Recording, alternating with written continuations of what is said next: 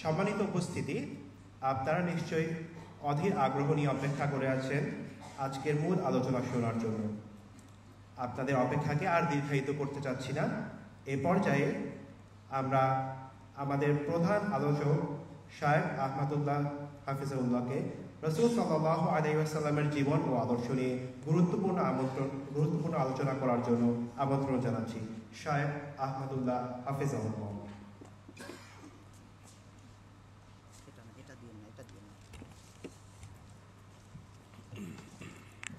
আসসালামু আলাইকুম ওয়া রাহমাতুল্লাহি ওয়া বারাকাতুহু। সবাই ভালো আছেন? আলহামদুলিল্লাহ।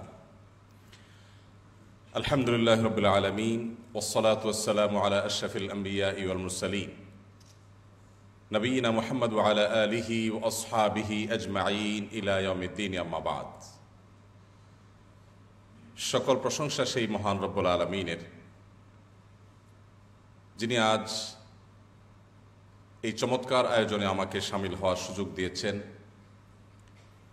আপনাদের সামনে কিছু কথা, কিছু চিন্তা শেয়ার করবার সুযোগ করে দিয়েছেন।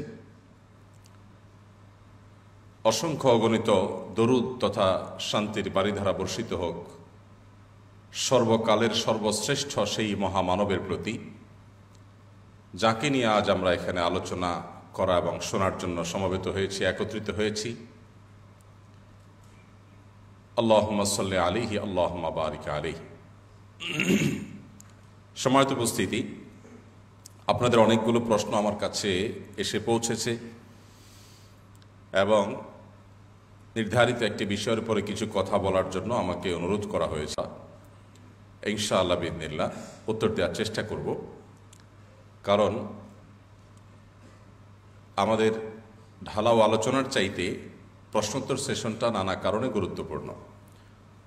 প্রশ্নোত্তরের মাধ্যমে আপনাদের যে নিডগুলো আছে, জিজ্ঞাসাগুলো আছে, সেগুলোর উত্তর পাওয়ার সুযোগ হয় এবং অনেকগুলো প্রশ্ন উত্তরের মাধ্যমে অনেকগুলো টপিক টাচ করা সম্ভব হয়। সেজন্য আমরা ইনশাআল্লাহ সেখানে খুব বেশি সময় দেওয়ার চেষ্টা করব। সম্মানিত উপস্থিতি,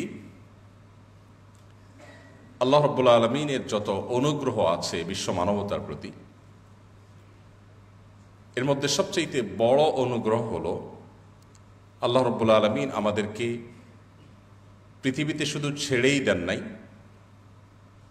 আমাদের জান্নাতে আবার ফিরে যাওয়ার, আমাদের বাবা আদম আলাইহিস সালাম যিনি জান্নাতে ছিলেন সেখান থেকে পৃথিবীতে আল্লাহ তাকে পাঠিয়েছেন। আমাদের সে আদি পৈতৃক নিবাস জান্নাতে আবার ফিরে যাওয়ার পথ, পদ্ধতি এবং রুট আল্লাহ তাআলা আমাদেরকে জানিয়ে দিয়েছেন। এটা হলো আল্লাহর সবচেয়ে বড় অনুগ্রহ আমাদের প্রতি। আর সে রুট বাতানোর জন্য যুগে যুগে আল্লাহ রাব্বুল আলামিন বিভিন্ন নবী এবং রাসূলদের প্রেরণ করেছেন। তারই ধারাবাহিকতায় মানব ইতিহাসের সর্বশেষ নবী এবং রাসূল হিসাবে আগমন করেছেন মুহাম্মদ মুস্তাফা সাল্লাল্লাহু আলাইহি ওয়াসাল্লাম। মুহাম্মদ সাল্লাল্লাহু আলাইহি ওয়াসাল্লাম আজ থেকে প্রায় 1450 বছর আগে পৃথিবী থেকে গত হয়েছেন। প্রায় 1.5 সহস্র বছর আগে একজন মানুষ পৃথিবী থেকে চলে যাওয়ার পরও তিনি পৃথিবীর মানুষের কাছে যতটা প্রাসঙ্গিক, যতটা তার আলোচনা হয়, যতটা তিনি বেঁচে আছেন তার আদর্শের মাধ্যমে, সম্ভবত পৃথিবীতে অন্য কোনো মনীষী আমরা খুঁজে পাব না যে 1500 বছর ধরে সমানভাবে পৃথিবীতে আলোচিত, প্রশংসিত, অনুসৃত এবং প্রাসঙ্গিক আরেকজন মানুষ হয়তো আমরা খুঁজে পাব না। মুহাম্মদ সাল্লাল্লাহু আলাইহি সাল্লামকে সেজন্য আল্লাহ তাআলা বলেছেন, ওয়া রাফা'না লাকা যিকরাক।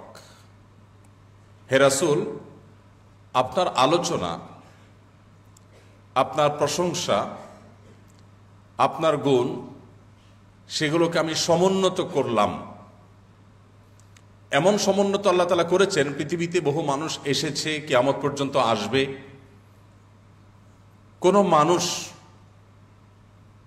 এমনকি অন্য কোন নবী রাসূলদেরকেও আপনি মুহাম্মদ সাল্লাল্লাহু সাল্লামের মতো এত বেশি প্রাসঙ্গিক, এত বেশি পৃথিবীর মানুষের কাছে পরিচিত এবং এত বেশি পৃথিবীর মানুষের কাছে জনপ্রিয়, মানুষের কাছে অনুসরণীয় আরেকজন মানুষ খুঁজে পাওয়া কঠিন হবে।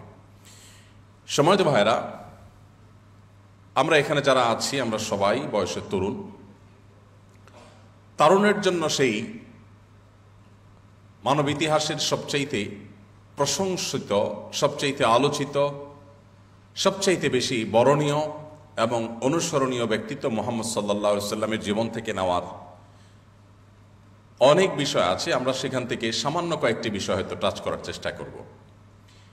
সর্বপ্রথম কথা হলো, আমরা এখানে যারা আছি আমরা সবাই জন্মসূত্রে মুসলমান। আমরা সবাই বাবা মা মুসলিম, মুসলিম সোসাইটিতে, মুসলিম ফ্যামিলিতে জন্মগ্রহণ করেছি, বেড়ে উঠেছি, সেই সূত্রে আমরা মুসলমান। আর এটি আমাদের একাধারে সৌভাগ্য এবং দুর্ভাগ্য দুইটাই। সৌভাগ্য এজন্য যে সত্যের পথ অনুসরণ করতে আমাদের, খুঁজে পেতে আমাদের বেগ পেতে হয়নি। আর দুর্ভাগ্য এজন্য যে পৈতৃক সূত্রে যারা ধনী হয় তাদের কাছে ধন সম্পদের মায়া একটু কম থাকে। ঠিক একইভাবে পৈতৃক সূত্রে যারা মুসলমান হয় তাদের কাছে ইসলামের প্রতি মায়াটাও একটু কম থাকে। আপনি আপনার আশপাশে কোনো রিভার্টেড মুসলমান যদি দেখেন, আপনি দেখতে পাবেন সে তার ইসলামটাকে যতটা অনুভব করছে, ইসলামটাকে যতটা ফিল করছে, মুসলমানের সন্তানের ভিতরে সে অনুভব ততটা নেই। আজ থেকে সম্ভবত 15-20 দিন আগে নিউজিল্যান্ডের একটা সিটিতে একজন মাউরি, নিউজিল্যান্ডের আদিবাসী যারা আমরা চিনি তাদেরকে, একজন মাউরি যুবক অনুষ্ঠান শেষে আমার সাথে দেখা করলেন, খাওয়া দাওয়া করলেন। তো যুবকের সাথে পরিচয় হলাম এবং জিজ্ঞেস করলাম যে মুসলমানদের মসজিদে প্রোগ্রাম শেষে একজন সাদা চামড়ার টকবগে তরুণ তিনি আসলেন, কি আসল বিষয়? তো আয়োজকরা আমাকে জানালেন তিনি নতুন মুসলমান হয়েছেন। তো আমি কৌতূহলী হয়ে সেই তরুণকে জিজ্ঞাসা করলাম, তোমার ইসলামে আসার কারণটা কি? আমাদের মুসলমানদের যে আর্থিক দুরবস্থা, আমরা যেভাবে পিছিয়ে আছি পৃথিবীতে নানা দিক থেকে, উন্নত দেশের একজন নাগরিক হিসাবে, টকবগে তরুণ হিসাবে তোমার তো ইসলামে আসার কথা না। ইসলামে আসার কারণ কি? কি দেখে তুমি ইসলামে এসেছো? দীর্ঘ আলাপচারিতা তার সাথে হলো, দীর্ঘ আলোচনা হলো। একটা পর্যায়ে তাকে জিজ্ঞাসা করলাম যে তোমার ইসলামে আসার আগে আর ইসলামে আসার পরে এই দুই জীবনের ভিতরে কোনো পার্থক্য অনুভব করছো কিনা, ফিল করছো কিনা? তখন সে যুবক, যার নতুন নাম রেখেছে সে তৌফিক, আর তার পুরাতন নাম সম্ভবত তানি, সে আমাকে বলল যে ইসলাম গ্রহণ করার আগে আমার জীবনের আসলে কোনো লক্ষ্য খুঁজে পেতাম না। ইসলাম গ্রহণ করার পর এখন জীবনের লক্ষ্য তো অনেক পরের কথা, প্রতিটি স্টেপ, প্রতিটি পা ফেলার আগে আমি জানি আমি কেন এই পা ফেলছি। একদম ক্রিস্টাল ক্লিয়ার আমার লক্ষ্য এবং উদ্দেশ্য পরিষ্কার, যার ফলে আমি জীবনের মানে খুঁজে পেয়েছি। এর আগে আমি পড়াশোনা করব, আমি তরুণ মানুষ, আমার ক্যারিয়ারকে ভালো একটা জায়গায় নিয়ে যাব, আমি পৃথিবীতে অনেক কিছু করব, অনেক টাকা পয়সা কামাই করব, অনেক বড় উদ্যোক্তা হব, অনেক বড় চাকুরি হব, অনেক কিছু হব। বাট আফটার দ্যাট, সব কিছুর শেষে আসলে কি হবে? আমি অনেক টাকা পয়সা মালিক হলাম, পৃথিবীর সবচেয়ে বড় পয়সাওয়ালা হয়ে গেলাম, তো আমার তো একসময় মরতে হবে। যখন মরে যাব সব থেকে যাবে, আমি চলে যাব। তাহলে আমার এত সব আয়োজন, এত সব চেষ্টার মিনিংটা কি দাঁড়ালো? এটার ফাইনাল রেজাল্টটা কি দাঁড়ালো? ঠিক একইভাবে যত রকমের আয়োজন আছে আমার জীবনকে ঘিরে, তার সব আয়োজনগুলো আমি উপভোগ করার চেষ্টা করতাম, কিন্তু একটা পর্যায়ে এসে আমার ভেতর থেকে এক হতাশা কাজ করতো। সেটা হলো আসলে দিন শেষে আমার অ্যাচিভমেন্টটা কি, অর্জনটা কি? অনেক বড় পাওয়ারফুল হয়ে গেলাম, তো যখন মরে যাবার সাথে সাথে শেষ হয়ে যাবে, পাওয়ার সব রেখে আমাকে চলে যেতে হবে। তাহলে খুবই সামান্য এবং লিমিটেড একটা টাইমের জন্য এত কিছু করে আসলে লাভটা কি হলো? আমরা জীবনে চেষ্টা করি যতটা ভোগ করি তার চাইতে কম সময়ে। আমরা আমাদের জীবনে স্টাবলিশড হতে হতে যেটাকে আমাদের বাংলা ভাষায় এক কথায় আমরা বলি পায়ে দাঁড়ানো। নিজের পায়ের উপর দাঁড়াতে দাঁড়াতে আমাদের 40-45 বছর বয়স হয়ে যায়। পড়াশোনা ঠিক করে শেষ করা, এরপর ভালো একটা অবস্থানে যাওয়া, সে অবস্থান থেকে আবার নিজের অবস্থানকে আস্তে আস্তে আস্তে আস্তে একটা ভালো জায়গায় নিয়ে যাওয়া। এরপর আমাদের যখন ভোগের সময় আসে তখন শুরু হয় ক্ষয়, জীবনের ক্ষয়। এমন ক্ষয় যে তখন বিভিন্ন রোগ বালাই ব্যাধি এমনভাবে লাগে, আষ্টে পৃষ্ঠে জড়িয়ে ধরে, যেন তারপর থেকে আমাদের শুধু মৃত্যুর জন্য অপেক্ষা করা ছাড়া আর কিছু বাকি থাকে না। তো সে যুবক আমাকে বলছিলেন যে আমার পুরো জীবন সম্পর্কে এমন অনুভূতি, এমন অনুভব আমার মধ্যে সবসময় কাজ করত। তো সামহাও আমি আমার বন্ধু বান্ধবদের মাধ্যমে মুসলমানদের মসজিদে আসা যাওয়া দেখলাম। একটু আমার কাছে অস্বাভাবিক মনে হলো যে মানুষ সবাই কাজে যায়, পেশাগত কাজে ব্যস্ত থাকে, স্কুল কলেজে যায়, আর এরা মসজিদে যায়। 2025-এর এই পৃথিবীতেও কোনো সুনির্দিষ্ট লক্ষ্য ছাড়া, কোনো একটা অ্যাচিভমেন্ট ছাড়া এভাবে এই ভোরবেলায় উঠে মসজিদে চলে যাওয়া, এটা কি সম্ভব? আমার মধ্যে কৌতূহল জাগ্রত হলো। কেন এরা মসজিদে যায়? মুসলমানরা কি পায়? আমাকে কেউ পয়সা না দিলে আমি কোথাও যাব না, আমার কোনো স্বার্থ না থাকলে আমি কোথাও যাব না, বাট এরা যে প্রতিদিন এভাবে যাচ্ছে, কেন যাচ্ছে? তখন আমি মসজিদে গেলাম, মসজিদে মানুষের সাথে উঠলাম, বসলাম, তাদের দেখলাম, তারা দেখি নামাজ পড়ে। জিজ্ঞেস করলাম, তোমাদের নামাজ পড়লে কি হয়? কোনো পয়সা কড়ি পাও কিনা? কোনো প্রতিষ্ঠান, কোনো এনজিও, দেশি বিদেশি কেউ তোমাদের কিছু দেয়? বলে না, কেউ কিছু দেয় না। তো এটা কোনো কথা? কোনো টাকা নাই, পয়সা নাই, তুমি 5 বার দৈনিক মসজিদে যাচ্ছ, ঘুমটুম বাদ দিয়ে, এরপর নামাজ কালাম পড়ছো, তোমাদের প্রাপ্তিটা কি আসলে? কেন এসব করো? তো যুবক অনেক দীর্ঘ আলোচনা একটা পর্যায়ে বলল যে এরপর আমি কনভিন্সড হলাম যে এরা একটা অদৃশ্য সুখ পায় যেটা আমি পাই না। তো আমি তাদেরকে বললাম, তাহলে আমাকে মুসলমান বানাও। মুসলমান হলাম। যুবক বলল যে এখন জীবনের লক্ষ্য তো অনেক পরের ব্যাপার, আমি ঘর থেকে বের হয়েছি পড়াশোনা করার জন্য, আমার কলেজে যাচ্ছি, তখনও আমার কাছে একটা সুনির্দিষ্ট লক্ষ্য সামনে আছে। আমি কেন কলেজে যাচ্ছি, কেন আমি ভার্সিটিতে যাচ্ছি, কেন আমি পড়াশোনা করছি, এই পড়াশোনা করে আমার অ্যাচিভমেন্টটা কি হবে? আমি উত্তর জানি। তোমাকে আমি এখন বলতে পারবো আমার প্রাপ্তিটা কি। আমি মানুষের সেবা করব, আমি অনেক বড় উদ্যোক্তা হব, মানবতার অনেক বড় সংকট সমাধানের পথে আমি অগ্রসর হব। বাট এগুলো সবগুলো করার পর আমার একটা বড় প্রাপ্তির জায়গা আছে, যে আমি আমার আল্লাহর কাছ থেকে রিওয়ার্ড পাবো, পুরস্কার পাবো। এমনকি আমার যে লক্ষ্য, আমার যে গোল, সেটাতে যদি আমি সাকসেস নাও হই, তারপর আমার হারাবার কিচ্ছু নেই। এটা আমার কাছে একেবারে পরিষ্কার। আমি বিশেষ করে স্কুল লেভেলের ছাত্রদের মধ্যে বলি, আমাদের অনেক তরুণ আছেন যারা অনেক পড়াশোনা করেন। কেন করেন? অনেকের উদ্দেশ্য, বিশেষ করে এসএসসি এইচএসসি এইসব লেভেলে বা আর একটু নিচে থাকলে তখন ইয়াংদের মধ্যে এই প্রবণতাটা থাকে।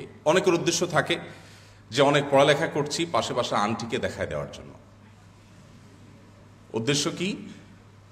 পাশে পাশার আন্টিকে একটু দেখায় দেওয়া। কেন? কারণ আন্টিটা সারাদিন আমার মায়ের কাছে এসে তার ছেলের গল্প শোনায়, তার মেয়ের গল্প শোনায়। এগুলো শুনতে শুনতে কানটা ঝালা ফেলা। আমি কিছু জবাব দিতে পারছি না। এইবার এক্সামের পর আমি তাকে একটা জবাব দিতে চাই। এই জন্য যুবক অনেক পড়ে, অনেক কষ্ট করে। কেউ হয়তো পাশে পাশে আন্টি অত দূরে যায় না, মা বাপকে দেখাইতে চায়, ভাইকে দেখাতে চায়, সোসাইটিকে দেখাতে চায়, সামহাও কাউকে না কাউকে সে দেখাইতে চায়। এই যুবক সে যদি পাশে পাশে আন্টিকে দেখাইতে পারে তো ভালো, ফলাফল কাঙ্ক্ষিত হয়েছে, খুব ভালো রেজাল্ট করেছে, ফাইন। যদি না পারে, কি বলেন, পাশে পাশে আন্টিকে দেখাতে চেয়েছে সে, কিন্তু দেখাতে আর পারলো না, ফলাফলটা সেভাবে হলো না, তাহলে তার এই দুঃখ রাখার কোনো জায়গা আছে? কোনো জায়গা নেই। সে ডিপ্রেসড হয়ে যায়। এর বিপরীতে ওই যে তৌফিক যুবক যে বলছে, তার কথার সূত্র ধরে যদি বলি, তাহলে সেক্ষেত্রে একজন মুসলিম যুবক যে আসলে সত্যিকারের মুসলিম হতে পেরেছে, যে আল্লাহ এবং তার রাসূলের পরিচয় লাভ করেছে, যে কোরআন এবং সুন্নাহকে তার জীবনে গাইডলাইন হিসাবে গ্রহণ করেছে, সে পড়াশোনা করে কেন? ওই নতুন মুসলমান নিউজিল্যান্ডি তরুণ, তার ভাষ্যমতে একজন মুসলিম তরুণ তিনি পড়াশোনা করেন এই জন্য যে তিনি পড়াশোনা করে ভালো একটা জায়গায় যাবেন, যে মানুষের সেবা করবেন তাতে আল্লাহ তাআলা খুশি হবেন, আল্লাহ খুশি হয়ে তাকে পুরস্কার দিবেন এবং আল্লাহ তাআলা তাকে জান্নাত দিবেন। এই যুবক যদি সে তার কাঙ্ক্ষিত লক্ষ্যে যেতে নাও পারে,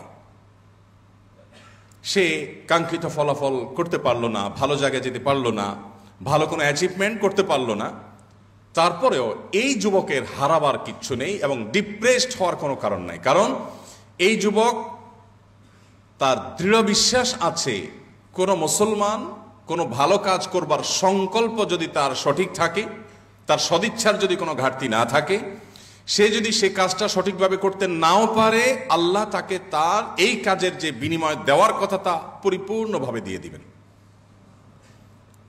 এই যে একটা ভরসা, এই যে একটা আস্থা, এর কারণে এই যুবক ডিপ্রেসড হওয়ার কোনো কারণ নেই। গোটা পৃথিবীতে যে সমস্ত দেশগুলো সবচাইতে সুখী দেশ হিসাবে আমরা গুগল করলে যাদেরকে দেখি একেবারে শীর্ষে আছে, ঠিক একই সাথে আমরা গুগল করলে, অনলাইনে সার্চ করলে দেখতে পাবো পৃথিবীতে সবচাইতে বেশি আত্মহত্যার প্রবণতাও এই সমস্ত দেশগুলোতে। কারণ কি ভাই? আমাদের মতো এরকম গরিব, অভাবী, নানান সমস্যায় জর্জরিত দেশে থেকেও আমরা আমাদের জীবনটা আমাদের কাছে এতটা দুর্বিষহ না। অনেক উন্নত দেশে তাদের জীবনটা তাদের কাছে যতটা দুর্বিষহ। কারণটা কি? এই যুবকের যে ফিলিংস, ইসলাম গ্রহণ করার পরে তার যে অনুভূতি, যে সে জীবনের মানে খুঁজে পেয়েছে, জীবনের উদ্দেশ্য খুঁজে পেয়েছে, আমার মনে হয় একজন মুসলমানের সাথে অন্যদের পার্থক্যের এই জায়গাটা রচনা করে দেওয়া মুহাম্মদ সাল্লাল্লাহু আলাইহি সাল্লামের আমাদের প্রতি যত অবদান আছে, এর মধ্যে সবচেয়ে বড় অবদান বা সবচেয়ে বড় অবদানগুলোর একটি হলো এটি। সম্মানিত উপস্থিতি, আল্লাহ রাব্বুল আলামিন আমাদেরকে সৃষ্টি করেছেন, খুব সীমিত সময় আমরা পৃথিবীতে থাকব, এরপর অনন্তকালের জন্য, যেই জীবনের কোনো শেষ নাই, শুরু আছে, সেই জীবনের জন্য আমাদেরকে চলে যেতে হবে, ফিরে যেতে হবে। মুহাম্মদ সাল্লাল্লাহু আলাইহি সাল্লাম সেই জীবনে আমরা যেন সফল হতে পারি, সার্থক হতে পারি, আমাদের সেই জীবনে যেন জান্নাত লাভ করতে পারি, জাহান্নাম থেকে যেন মুক্তি লাভ করতে পারি, আজীবন তিনি সেই আদর্শের পথে মানুষকে আহ্বান করে গেছেন। বিশেষ করে আমাদের তরুণ সমাজের জন্য মুহাম্মদ সাল্লাল্লাহু আলাইহি সাল্লামের জীবন দর্শন, তার সিরাত, এটাকে পুনর্পাঠ করা নানা কারণে গুরুত্বপূর্ণ। এর ভিতরে এক নম্বর হলো, আমরা জানি প্রত্যেকটা মানুষই স্বভাবগতভাবে, জন্মগতভাবে আমরা অনুসরণ প্রিয়, আমরা অনুসরণ করতে চাই, কাউকে না কাউকে অনুসরণ করতে চাই। নবী করিম সাল্লাল্লাহু আলাইহি সাল্লাম সম্পর্কে একটু আগে যে কোরআন কারিমে আয়াত তেলাওয়াত করা হলো, উপস্থাপক যে তেলাওয়াত করলেন, লাকাদ কানা লাকুম ফি রাসূলিল্লাহি উসওয়াতুন হাসানাহ, আল্লাহ বলেছেন তোমাদের জন্য সবচাইতে উত্তম এবং অনুপম আদর্শ হলেন মুহাম্মদ সাল্লাল্লাহু আলাইহি সাল্লাম। তাকে তোমাদের জন্য মডেল করে পাঠানো হয়েছে। মানুষ কাউকে না কাউকে অনুসরণ করবেই, এটাই মানবীয় প্রকৃতি। মানুষ অনুসরণ প্রিয়, কাউকে না কাউকে দেখে সে চলতে শিখে।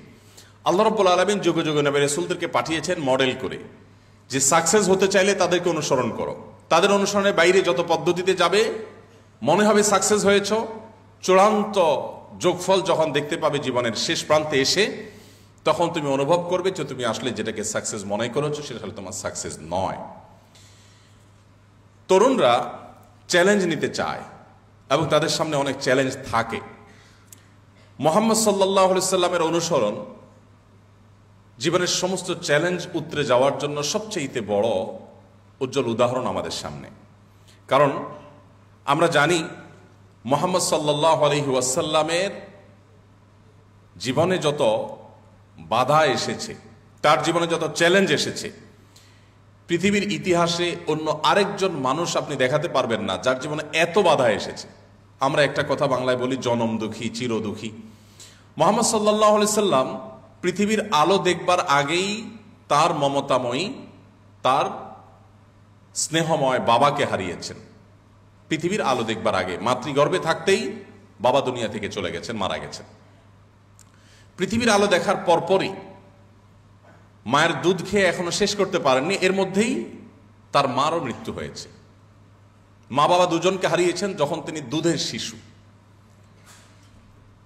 এরপর তার জীবনে সবচেয়ে বড় অভিভাবকের জায়গাটা যখন দাদা আব্দুল মুত্তালিব তিনি সামলাচ্ছিলেন, ঠিক কৈশোরে থাকতেই সেই দাদা আব্দুল মুত্তালিবের ছায়াও তার কাছ থেকে সরে গেল, তিনিও মারা গেলেন। তার জীবনে সবচেয়ে কঠিন সময় যখন মক্কার মানুষদের বহুমুখী অত্যাচারের নিপীড়নে তিনি যখন অতিষ্ঠ, ঠিক এরকম কঠিন সময়ে তার দুটি ভরসার জায়গা, বাইরে চাচা আবু তালেব আর ভেতরে স্ত্রী খাদিজা রাদিয়াল্লাহু তাআলা আনহা, দুজনকে একই বছরে অলমোস্ট একই সঙ্গে হারিয়েছে। একের পর এক পায়ের নিচ থেকে মাটি সরে যাওয়া যেটাকে বলে, সেটা পৃথিবীতে আসছেন এই বিপদ মাথায় করে। পৃথিবীর আলো দেখবার আগেই বাবা নেই, এরপর একের পর এক পায়ের নিচ থেকে মাটিগুলো সরে গেল। তারপরে শুরু হলো মক্কার মানুষরা যারা তাকে আল আমিন উপাধিতে ভূষিত করেছে, যারা তাকে সবচেয়ে বিশ্বস্ত হওয়ার সার্টিফিকেট সনদ দিয়েছে, পদক দিয়েছে, যারা তাকে সবচেয়ে বেশি সম্মান করত, সেই মক্কার মানুষগুলো তার মুখের উপর থুতু নিক্ষেপ করার মতো জঘন্যতম অত্যাচার নিপীড়ন করতেও পিছপা হয়নি। তাকে শারীরিক এবং মানসিক নির্যাতনের যত রূপ হতে পারে সেই সময় তার সবগুলো তাকে করলেন। শুধু 3 বছরের যে অবরোধ করা হয়েছে, সে অবরোধটুকুই একজন মানুষের মরে যাওয়ার জন্য যথেষ্ট ছিল, কিন্তু আল্লাহ তাআলা তাকে হায়াতে বাঁচিয়ে রেখেছেন। আমরা এখন আয়নাঘরের কথা শুনি, লোমহর্ষক বর্ণনা আমাদেরকে অবাক করে দেয় যে মানুষ কিভাবে এত পৈশাচিক, মানুষ কিভাবে এত নির্মম হতে পারে, মানুষ কিভাবে মানুষের প্রতি মানুষকে টর্চার করে এতটা আনন্দ পেতে পারে। আমরা অবাক হই। মুহাম্মদ সাল্লাল্লাহু আলাইহি সাল্লামকে মক্কার মুশরিকরা 3 বছরের জন্য অবরোধ করেছিলেন, তাকে এবং তার সকল অনুসারীদেরকে। এটা 2025 সালের অবরোধ না, যে অবরোধ চলাকালেও মানুষ নিজের জীবন কোনোভাবে বাঁচিয়ে রাখতে পারে, ধারণ করতে পারে। এটা 1500 বছর আগের অবরোধ, যখন একটা সমাজের সব মানুষ যদি গুটিকতক মানুষের সাথে সব ধরনের সম্পর্ক, লেনদেন, এমনকি কথাবার্তা পর্যন্ত বন্ধ করে দেয়, কেনা বেচা সবকিছু বন্ধ করে দেয়, তাহলে তাদের বেঁচে থাকা কোনোভাবে সম্ভব নয়। সেই রকম একটা সমাজে নবী করিম সাল্লাল্লাহু আলাইহি সাল্লামের জীবনে দীর্ঘ সময়ের অবরোধে তিনি সাহাবীদের নিয়ে মানবেতর জীবন যাপন করেছেন।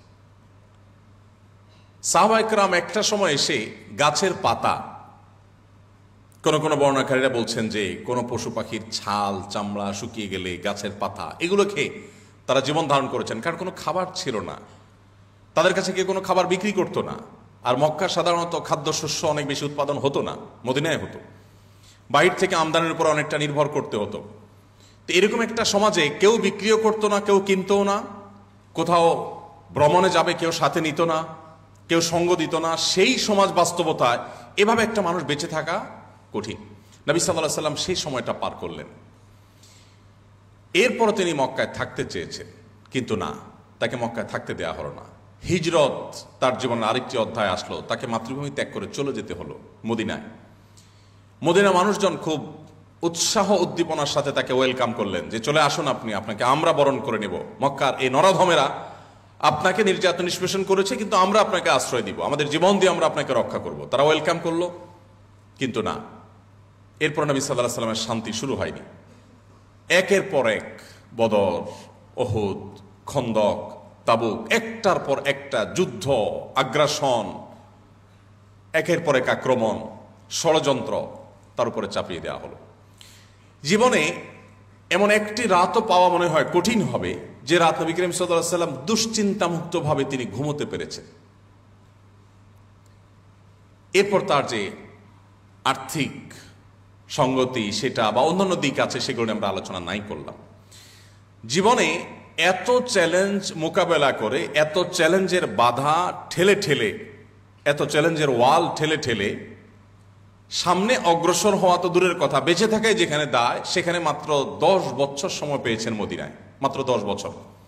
10 বছরে মুহাম্মদ সাল্লাল্লাহু আলাইহি সাল্লামের আদর্শকে তখনকার পৃথিবীর সবচাইতে শক্তিশালী আদর্শ হিসাবে প্রতিষ্ঠা করে তারপর তিনি চিরতরে চোখ বন্ধ করেছেন।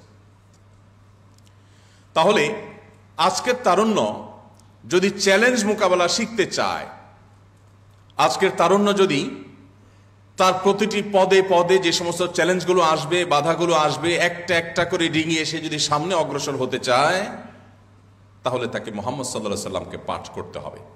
তাহলে তাকে মুহাম্মদ সাল্লাল্লাহু আলাইহি সাল্লামের সিরাত অধ্যয়ন করতে হবে। কিভাবে একজন মানুষ সাফল্যের চরম শিখরে পৌঁছতে পারে, পৃথিবীর ইতিহাসে মুহাম্মদ সাল্লাল্লাহু আলাইহি সাল্লামের চাইতে উজ্জ্বল এবং উৎকৃষ্ট আরেকটি উদাহরণ আপনার খুঁজে পাওয়া কঠিন হবে। সময়ত ভাইরা, এই জন্যই তারুণ্যের জন্য নবী করিম সাল্লাল্লাহু আলাইহি সাল্লামের যে সমস্ত অবদান আছে তার মধ্যে একটা হলো যে তিনি আমাদেরকে জীবনে চ্যালেঞ্জ এবং বাধা উতরাবার পথ শিখিয়ে গেছেন হাতে ধরে। আপনি অবাক হবেন যদি আপনি সিরাত পাঠ করেন, যে কোনো একটা সিরাত গ্রন্থ আপনি শুরু থেকে শেষ পর্যন্ত পাঠ করেন, এমনকি অমুসলিমদের লেখা সিরাত গ্রন্থ যদি আপনি পাঠ করেন, আপনি অবাক হবেন যার জীবনে এত বাধা, এত শত্রুতা, এত ষড়যন্ত্র, প্রতিটা পদে পদে ভেতরের শত্রু বাহিরের শত্রু। মদিনা যখন আসলেন, ইহুদিদের সাথে করলেন ঐতিহাসিক শান্তি চুক্তি। ঐতিহাসিক মদিনায় একসাথে বসবাস করবে, তারা তাদের ধর্ম অনুসরণ করবে, মুহাম্মদ সাল্লাল্লাহু আলাইহি ওয়াসাল্লাম অনুসারীরা তাদের ধর্ম অনুসরণ করবে, শান্তিপূর্ণভাবে মদিনার সমাজে বসবাস করবে। চুক্তি হলো, কয়দিন পরে শুরু হলো তাদের ষড়যন্ত্র এবং শয়তানি। চুক্তি ভঙ্গ করে তারা গোপনে গোপনে আতাত করে করে মুসলমানদের শত্রুদের সাথে হাত মেলাতে শুরু করলো। এরপরে আবার মুসলমান সেজে ঘাপটি মেরে মুসলমানদের মধ্যে মুনাফিকরা ঢুকে পড়ল। একদিকে মক্কার মুশরিকদের শত্রুতা, অপরদিকে মদিনার ভেতরের, একদিকে ইহুদিদের শত্রুতা, অপরদিকে মুনাফিকদের শত্রুতা। এত মুখী চ্যালেঞ্জ মোকাবেলা। এরপর আবার অর্থনৈতিক চ্যালেঞ্জ। মদিনা যে ফসলের উপর নির্ভর হতো, সেই ফসল উৎপাদন করা। আবার মক্কা থেকে এই যে হাজার হাজার সাহাবী যারা হিজরত করে এসেছেন, আজকের যুগে যারা আসে যাদেরকে রিফিউজি বলে, যদিও তারা রিফিউজি আজকের রিফিউজিদের মতো ছিলেন না, মুহাজির সাহাবীরা যারা মক্কা থেকে হিজরত করে আসলেন, তাদের অর্থনৈতিক মুক্তির ব্যাপার আছে। তাদের কিচ্ছু সাথে আনেন নাই, শুধুমাত্র এক কাপড়ে অনেকটা সবাইকে চলে আসতে হয়েছে। এই এক কাপড়ে চলে আসা হাজার হাজার মানুষ, সেই 1450 বছর আগের পৃথিবীতে যদি আমরা ফিরে যাই, আজকের পৃথিবীতে রিফিউজিদেরকে ওয়েলকাম করার জন্য, তাদেরকে আশ্রয় দেওয়ার জন্য হাজারটা উপায় আছে। কিন্তু সেই 1450 বছর আগে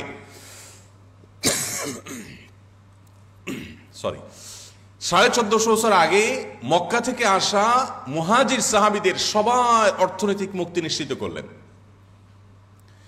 এবং তারা কেউ মদিনাবাসীর উপরে বোঝা হলেন না। একবার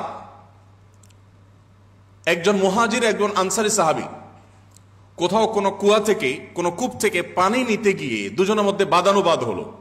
বাদানুবাদ হওয়ার পর একজন, ধরুন মুহাজির সাহাবী, আনসার সাহাবী মদিনায় যিনি আছেন, মদিনাবাসী, তিনি তার সমগোত্রীয় লোকদেরকে ডেকে বললেন, হে আমার সমগোত্রের লোকেরা, জলদি আসো, এই লোক আমার সাথে এই করেছে। অর্থাৎ একটা যুদ্ধ, একটা সংঘর্ষ, একটা নিজেদের মধ্যে মারামারির একটা আহ্বান। নবী করিম সাল্লাল্লাহু আলাইহি ওয়াসাল্লামের কানে আওয়াজটা আসলে তিনি বললেন, মালি, কি হলো আমার? আমি শুনতে পাচ্ছি তোমাদের মুখ থেকে যে আহ্বান, এটা হলো জাহিলি যুগের, বর্বর যুগের আহ্বান, যে নিজেদের মধ্যে কিছু হলে সমগোত্রীয় লোকদেরকে ডেকে এনে গোত্রে গোত্রে মারামারি হবে। দাউহা ফাইন্নাহা মুনতিনা, এটাকে ছুঁড়ে ফেলে দাও। নিজেদের মধ্যে ভেদাভেদের কোনো আওয়াজ আমি শুনতে চাই না, এটা দুর্গন্ধযুক্ত, এটাকে নিক্ষেপ করে ফেলে দাও। এমন ঐক্যের প্রাচীর তিনি তৈরি করেছেন। আউস এবং খাজরাজ, আপনি যদি একেবারে মদিনার ইতিহাসের প্রাইমারি লেভেলের পড়াশোনাও আপনার থাকে, আপনি আউস খাজরাজের নাম অবশ্যই জানবেন। আউস এবং খাজরাজ উভয় গোত্রের মধ্যে শত্রুতা যুগ যুগ ধরে চলে আসছে, বলা যায় শতাব্দীকে শতাব্দী ধরে যেটা ধারণ করছে। বাবা মারা যাওয়ার সময়, আউস এবং খাজরাজ দুটি গোত্র, এক গোত্রের বাবা মারা যাওয়ার সময় ছেলেকে ওসিয়ত করে যেতেন, বাবা, খাজরাজ গোত্রের লোকদের বিরুদ্ধে যুদ্ধ আমি করেছি সারা জীবন, হয়তো রণাঙ্গনেই মারা যাচ্ছে যুদ্ধ করতে করতেই। সন্তানকে ওসিয়ত করে যেতেন যে বাবা, আমি তো পারলাম না যুদ্ধটা শেষ করতে, ওসিয়ত করে যায় তুমি যুদ্ধটা চালায়া যাও, এদের বিরুদ্ধে যুদ্ধটা চালায়া যাও। ওই ছেলে আবার বড় হয়ে সে আবার তার ছেলেকে সেম ওসিয়ত করত। এরকম দুটি গোত্রকে নবী করিম সাল্লাল্লাহু আলাইহি সাল্লামের বলিষ্ঠ নেতৃত্ব, তার লিডারশিপের কারণে তিনি তাদেরকে এক প্লেটে বসে খাইয়েছেন, সকল ভেদাভেদ মাটির সাথে ধুলোর সাথে মিশে একাকার করে দিয়েছেন। আল্লাহ কোরআনে সেই কথা বলেছেন, তোমরা স্মরণ করো সেই সময়ের কথা, ইয কুনতুম আদা ফাআল্লাফা বাইনা কুলুবিকুম, তোমরা যখন পরস্পর শত্রুতায় মত্ত ছিলে তখন তোমাদের সেই শত্রুতা দূর করে তোমাদের মধ্যে ঐক্য, সম্প্রীতি, ভালোবাসা, সৌহার্দ্যের এক উজ্জ্বল উদাহরণ সৃষ্টি করেছিলেন মুহাম্মদ সাল্লাল্লাহু আলাইহি সাল্লাম। সেই কথা তোমরা স্মরণ করো। প্রিয় ভাইরা, কেন মুহাম্মদ সাল্লাল্লাহু আলাইহি সাল্লাম 2025-এর পৃথিবীতেও প্রাসঙ্গিক এবং আজ থেকে আরো 2000 বছর পরও যদি পৃথিবীতে মানুষ থাকে তিনি প্রাসঙ্গিক থাকবেন? তার কারণ আপনার জীবনে বাধা যেখানে আসবে, চ্যালেঞ্জ যেখানে আসবে, সেখানে আপনি মুহাম্মদ সাল্লাল্লাহু আলাইহি সাল্লামের জীবনেতে আপনার করণীয় আপনি খুঁজে পাবেন। আল্লাহ সেই কথাই বলেছেন, লাকাদ কানা লাকুম ফি রাসূলিল্লাহি উসওয়াতুন হাসানাহ। আজ আমরা বাংলাদেশে মানুষ হিসাবে আমরা যে সমস্ত সংকট, যে সমস্ত সমস্যার মুখোমুখি, আপনি প্রতিটি সমস্যা, প্রতিটি সংকটকে মুহাম্মদ সাল্লাল্লাহু আলাইহি সাল্লামের আদর্শের কোষ্ঠী পাথর দিয়ে আপনি সমাধানের পথ আপনি আবিষ্কার করতে পারবেন, খুঁজতে পারবেন। কিভাবে তিনি ঐক্যবদ্ধ করেছেন, কিভাবে তিনি জাতিকে চ্যালেঞ্জ ওভারকাম করা শিখিয়েছেন। আমি যে কথাটি বলতে গিয়ে অন্যদিক চলে আসছিলাম, সেখানে আবার ফিরে যাচ্ছি। নবী সাল্লাল্লাহু আলাইহি সাল্লাম তার সিরাত যদি আপনি পাঠ করেন, আপনি দেখবেন এত বাধা যার জীবনে। আমি সে কথা বলতে গিয়ে, বাধা বলতে গিয়ে এদিকে এসেছিলাম, ইহুদিদের বাধা, মুনাফিকদের বাধা, এই সকল বাধা, এত চ্যালেঞ্জ, এত টেনশন, এত পেরেশানি, এত দুশ্চিন্তা যার জীবনে, বাধার পাহাড় মাথা নিয়েই যার জন্ম, সেই ব্যক্তি, তার সম্পর্কে সাহাবীরা বলছেন, তার শিষ্যরা বলছেন, যারা তাকে দেখেছেন তারা বলেছেন যে তার দিকে যখনই তাকাতাম তিনি মুচকি হাসতেন। এত বাধা, এত টেনশন, এত পেরেশানি, এত শত্রুতা যার ব্যাপারে, সেই লোকটা তার দিকে তাকিয়ে কখনো এমন হয়নি যে তিনি গোমড়া মুখে আছেন, সবসময় তিনি হাসি মুখে থাকতেন। এবং তার সিরাতের তারজমীর ইতিহাসে আপনি কোথাও খুঁজে পাবেন না, কোন অমুসলিমও লেখেনি যে তিনি কখনো রাগান্বিত হয়ে, মেজাজ হারিয়ে তিনি কাউকে ধমক দিয়ে এরপরে সরি তাকে বলতে হয়েছে। একটি ঘটনা তার জীবনে এমন হয়নি যে কোনো একটি পদক্ষেপ নেওয়ার পর তিনি আবার ব্যাক করেছেন, না সরি আমার ভুল হয়েছে, এটা বলতে হয়েছে, এরকম হয়নি। প্রিয় ভাইরা, এই জন্য আপনার যদি লিডারশিপ শিখতে হয়, আপনার যদি চ্যালেঞ্জ মোকাবেলা শিখতে হয়, আপনার যদি নিজের আদর্শকে, নিজের চিন্তাকে, নিজের মিশনকে সাকসেসের সর্বোচ্চ শিখরে নিয়ে যেতে হয়, তাহলে আপনাকে মুহাম্মদ সাল্লাল্লাহু আলাইহি সাল্লামকে পাঠ করতেই হবে। এর বিকল্প কোনো পথ আপনার সামনে খোলা নেই। সম্মানিত উপস্থিতি, তিনি তরুণদেরকে অনেক বেশি ভালোবাসতেন, অনেক বেশি ভালোবাসতেন। তিনি তরুণদেরকে সম্বোধন করে, তাদেরকে অ্যাড্রেস করে বিভিন্নভাবে, বিভিন্ন হাদিসে অনেকগুলো কথা তিনি বলে গেছেন। তিনি কখনো কখনো বলেছেন, ইয়া মাশারাস শাবাব, হে তরুণ সম্প্রদায়। আলাদা করে কিশোরদেরকে কিংবা বৃদ্ধদেরকে কিংবা অন্য বয়সের মানুষকে নবী করিম সাল্লাল্লাহু আলাইহি সাল্লাম কখনো অ্যাড্রেস করে কিছু বলেছেন এরকম কোনো হাদিস আমরা পাই না। তিনি শুধুমাত্র এক শ্রেণীর, এক বয়সের মানুষকেই অ্যাড্রেস করে করে বিভিন্ন গুরুত্বপূর্ণ বক্তব্য দিয়েছেন, বার্তা দিয়েছেন, তাদেরকে নসিহা করেছেন। আর সেই শ্রেণীটা হলো তরুণ শ্রেণী, যুবকরা, যারা যৌবনে আছে, তাদেরকে নবী সাল্লাল্লাহু আলাইহি সাল্লাম এত বেশি ভালোবাসতেন, এত বেশি গুরুত্বপূর্ণ মনে করতেন যে তাদেরকে তিনি নসিহা করতেন। তার যে সভাসদ ছিল, তার যে পরামর্শক পরিষদ ছিল, সাহাবীদের মধ্যে তার কাছের সাহাবী যারা ছিলেন, তাদের মধ্যে আবু বকর, ওমর রাদিয়াল্লাহু তাআলার মতো সিনিয়র মানুষ যেমন ছিলেন, আলী, আব্দুল্লাহ ইবনে আব্বাস, আব্দুল্লাহ ইবনে মাসউদ এবং আবু হুরায়রা রাদিয়াল্লাহু তাআলা সহ টকবগে তরুণ সাহাবীদেরও ঠাসা অংশগ্রহণ তার মজলিসে ছিল। তিনি তরুণদেরকে এত বেশি মহব্বত করতেন, এত বেশি ভালোবাসতেন যে তরুণদের জীবনের লক্ষ্য পানে তারা যেন অগ্রসর হয়ে যেতে পারে, তারা যেন সাকসেস হতে পারে, সফল হতে পারে, সেজন্য তাদেরকে অনেকগুলো নসিহা করেছেন। আমি সেখান থেকে একটি পয়েন্টে শুধুমাত্র কথা বলে আমার বক্তব্য শেষ করবো ইনশাআল্লাহ। তার আগে, কেন সিরাত পাঠ আমাদের জন্য গুরুত্বপূর্ণ, কেন আপনি, এমনকি অমুসলিম যদি হয়ে থাকেন কেউ এখানে, তারপরও আপনাকে কেন মুহাম্মদ সাল্লাল্লাহু আলাইহি সাল্লামকে জানতে হবে, কেন তাকে পাঠ করতে হবে, আমি সে বিষয়ে আরেকটু কথা বলতে চাই। আজ আমরা আমাদের মধ্যে যে সমস্ত দৈন্যতা খুঁজে পাই, এর মধ্যে আমি শুরুতে যে পয়েন্টটা বলছিলাম যে আমাদের বেশিরভাগ মানুষের জীবনের লক্ষ্য কি আমরা জানি না। কোন একজন অস্ট্রেলীয় একজন বিজ্ঞানী, সম্ভবত তার নামটা আমার মনে নাই, এই ভদ্রলোকের একটি উক্তি আমি কোথাও পড়েছিলাম। তিনি বলেছিলেন যে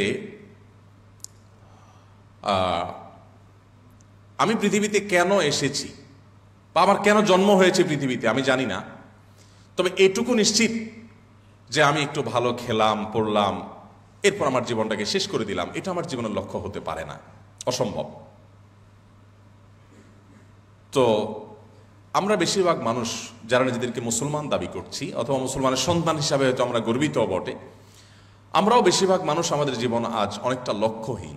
মুহাম্মদ সাল্লাল্লাহু আলাইহি সাল্লাম আমাদের জীবনে লক্ষ্য খুঁজে পেতে আমাদেরকে সাহায্য করেছেন, যেটি সেই নিউজিল্যান্ডের নিউ মুসলিম তরুণ, মাত্র 19 বছর বয়স ছেলেটির, সে আমাকে যেটি বলেছে, ঠিক একই কথা আমার কাছে মনে হয় যে এখন আমাদের সহস্র তরুণের অন্তরের কথা, যে আমাদের জীবনের লক্ষ্য কি আমরা বেশিরভাগ মানুষ জানি না। আল্লাহ তাআলা কোরআনে বলেছেন, ওয়া মা খালাকতুল জিন্না ওয়াল ইনসা ইল্লা লিয়াবুদুন। মুহাম্মদ সাল্লাল্লাহু আলাইহি সাল্লাম আমাদের জীবনের লক্ষ্য কি সেটা আমাদের খুঁজে পেতে সাহায্য করেছেন, এবং সেজন্যই তাকে আমাদের পাঠ করতে হবে, তাকে আমাদের অধ্যয়ন করতে হবে, তাকে আমাদের জানতে হবে। তাহলে আমরা সমৃদ্ধ হব, আমাদের জীবন সমৃদ্ধ হবে, আমরা এগিয়ে যাব ইনশাআল্লাহ। সম্মানিত উপস্থিতি, মুহাম্মদ সাল্লাল্লাহু আলাইহি সাল্লাম তরুণদেরকে যে সমস্ত গাইডলাইন দিয়েছেন সেটা অনেক দীর্ঘ। আমি একটা পয়েন্টে শুধু কিছু কথা বলে শেষ করব, কারণ আমাদের প্রশ্নোত্তর সেশন আছে। মুহাম্মদ সাল্লাল্লাহু আলাইহি সাল্লাম তরুণদেরকে তাদের জীবনে চরিত্রের হেফাজত এবং সংরক্ষণ করবার ব্যাপারে বিশেষভাবে গুরুত্ব আরোপ করেছেন। তিনি যে 2-3টি সম্বোধন বা 2-3টি অ্যাড্রেস করেছেন তরুণদেরকে উদ্দেশ্য করে, তার একটি ছিল এই রিলেটেড। তিনি বলেছেন, ইয়া মা'আশারাশ শাবাব, হে তরুণ সম্প্রদায়েরা, মানিস্তাতাআ মিনকুমুল বাআতা ফালইয়াতাযাওয়াজ, তোমাদের কেউ বিবাহ করবার সামর্থ্য যদি সে অর্জন করে ফেলে তাহলে আর বিলম্ব না করে সে যেন বিবাহ করে ফেলে। ওমান লাম ইয়াস্তাতি', যে ব্যক্তি সেটা করতে না পারে, ফাআলাইহি বিসসাওম, সে যেন রোজা রাখে। কেন? তার নিজেকে নিয়ন্ত্রণ করবার জন্য। আজ আমাদের সামনে গোটা পৃথিবীতে ভোগবাদ এটা এমনভাবে আষ্টে পৃষ্ঠে আমাদেরকে বেঁধে ফেলেছে যে আমাদের জীবনের লক্ষ্য যেন ভোগ ছাড়ার কিছু নেই। মুহাম্মদ সাল্লাল্লাহু আলাইহি সাল্লামের পুরো জীবন অ্যানালাইসিস করলে আপনি তার জিস্ট খুঁজে পাবেন যে তিনি আমাদেরকে আসলে ত্যাগের শিক্ষা দিয়েছেন এবং ত্যাগের জন্য উদ্বুদ্ধ করেছেন, বিশেষ করে তরুণদেরকে। আপনারা ইসলাম বিশ্ববিদ্যালয় কুষ্টিয়ার প্রফেসর ডক্টর খন্দকার আব্দুল্লাহ জাহাঙ্গীর ভাইয়ের নাম হয়তো শুনে থাকবেন। অনেক বছর আগে তিনি রোড অ্যাক্সিডেন্টে মারা গেছেন। ডক্টর আব্দুল্লাহ জাহাঙ্গীর রাহমাহুল্লাহ একটি কথা বলতেন, সেই কথাটি হলো, তিনি বলতেন যে যেই জিনিসটা সৃষ্টিগতভাবে, জন্মগতভাবে, মূলগতভাবে যে জিনিসটা প্রমোটেড, সেটাকে যদি আরো প্রমোশন করা হয় তাহলে সেটা দুর্ঘটনায় পড়া নিশ্চিত। যে জিনিসটা আগে থেকে প্রমোটেড বা সৃষ্টিগতভাবে প্রমোটেড, সেটাকে প্রমোট আর করতে হয় না, ওইটাকে কন্ট্রোল করতে হয়। আর ইসলাম এই কন্ট্রোলের কথাই বলেছে। গোটা পৃথিবী দেখবেন যে সব ক্ষেত্রে দেখবেন তরুণদেরকে ভোগের কথা বলে, সবাইকে ভোগের কথা বলে, কেউ কন্ট্রোল করার কথা বলে না। ইসলাম আপনাকে কন্ট্রোল করার কথা বলবে। মুহাম্মদ সাল্লাল্লাহু আলাইহি সাল্লাম আপনাকে কন্ট্রোল করার কথা বলেছেন, যে আপনি নিজেকে নিয়ন্ত্রণ কিভাবে করবেন, নিয়ন্ত্রণ কেন করবেন, সেই জিনিসটা তিনি বুঝিয়েছেন এবং সারা জীবন তিনি এটার পথে আহ্বান করেছেন। একটা গাড়ি 80 কিংবা 100 স্পিডে এমনি চলছে, এটা প্রমোটেড, এমনি গতি সম্পন্ন।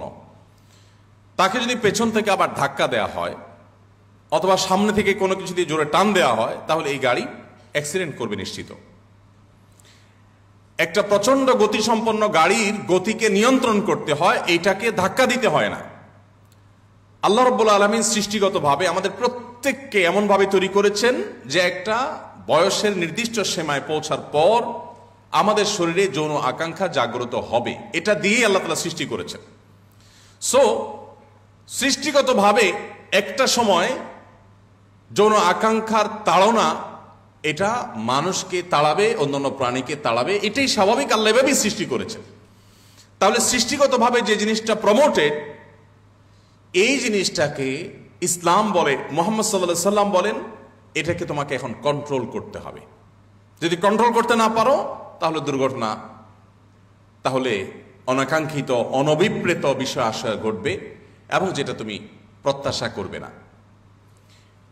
আজ মুহাম্মদ সাল্লাল্লাহু আলাইহি সাল্লামের যে আদর্শটা মুসলিম তরুণ হিসাবে আমাদের জন্য খুবই গুরুত্বপূর্ণ, সেটি হলো একজন আদর্শ মুসলমান হওয়ার জন্য যা যা দরকার সেগুলোর পাশাপাশি আমাদের তারুণ্যকে, আমাদের যৌবনকে কলুষমুক্ত রাখার চ্যালেঞ্জে এগিয়ে যাওয়া। আল্লাহ রাব্বুল আলামিন কোরআনে কারিমে বিভিন্ন জায়গায় আমাদেরকে পবিত্র থাকার জন্য উৎসাহিত করেছেন, অনুপ্রাণিত করেছেন। আমরা যেন নিজেদেরকে পবিত্র রাখি, আমাদের চরিত্রে যেন কালিমা না লাগে। দেখুন, পৃথিবীর যে সমস্ত দেশগুলো ওপেন কালচারের দেশ, বিশেষ করে সেক্সুয়াল ইস্যুগুলোতে যারা ওপেন কালচারে বিশ্বাসী, সে সমস্ত দেশগুলোতে তরুণদের তাদের যে মনস্তত্ত্ব, তাদের যে মানসিক যে অবস্থা, সেটার উপর যদি আপনি একটু সাদাসিধে টাইপের কোনো সার্ভে করেন, একেবারে একাডেমিক এবং ডিপ সিস্টেমিক্যাল কোনো সার্ভে নাও করেন, আপনি একটু খোঁজখবর যদি নেন, তাও আপনি দেখতে পাবেন যে তারা যা খুশি তা করতে পারে, কিন্তু এরপরেও তাদের মানসিক শান্তিটা নেই। তারা কেউ সুখী না, তারা কেউ ভেতর থেকে হ্যাপি না, তারা প্রচন্ড ডিপ্রেসড। এবং সেই সমস্ত দেশগুলোতে তরুণদের মধ্যে আত্মহত্যার প্রবণতা অন্য বয়স্ক মানুষের চাইতে আরো বেশি, হোয়ারেস তাদের ভোগের সব উপকরণ আছে। মুহাম্মদ সাল্লাল্লাহু আলাইহি সাল্লাম তিনি বলেছেন, তোমরা জাহান্নামমুখী অভিযাত্রায় একের পর এক ঝাঁপ দিয়ে পড়ছো, তোমরা অদৃশ্যের জগৎ সম্পর্কে জানো না, সেজন্য তোমরা এমন পথে যাচ্ছ যে পথের শেষ ঠিকানা জাহান্নাম। তিনি বলেছেন, ওয়া আনা আখিযু বিহুজাজিকুম মিনান নার, আমি তোমাদের কোমর ধরে ধরে জাহান্নাম থেকে বাঁচাবার জন্য সংগ্রাম করছি, চেষ্টা করছি। এটাই নবী সাল্লাল্লাহু আলাইহি সাল্লাম তাকে শিক্ষা দিয়েছেন। প্রিয় ভাইরা, তরুণদেরকে সেজন্য নবী করিম সাল্লাল্লাহু আলাইহি সাল্লাম আদর্শবান, চরিত্রবান, তাদের চরিত্র সংরক্ষণকারী হওয়ার জন্য তিনি উৎসাহিত করেছেন, অনুপ্রাণিত করেছেন।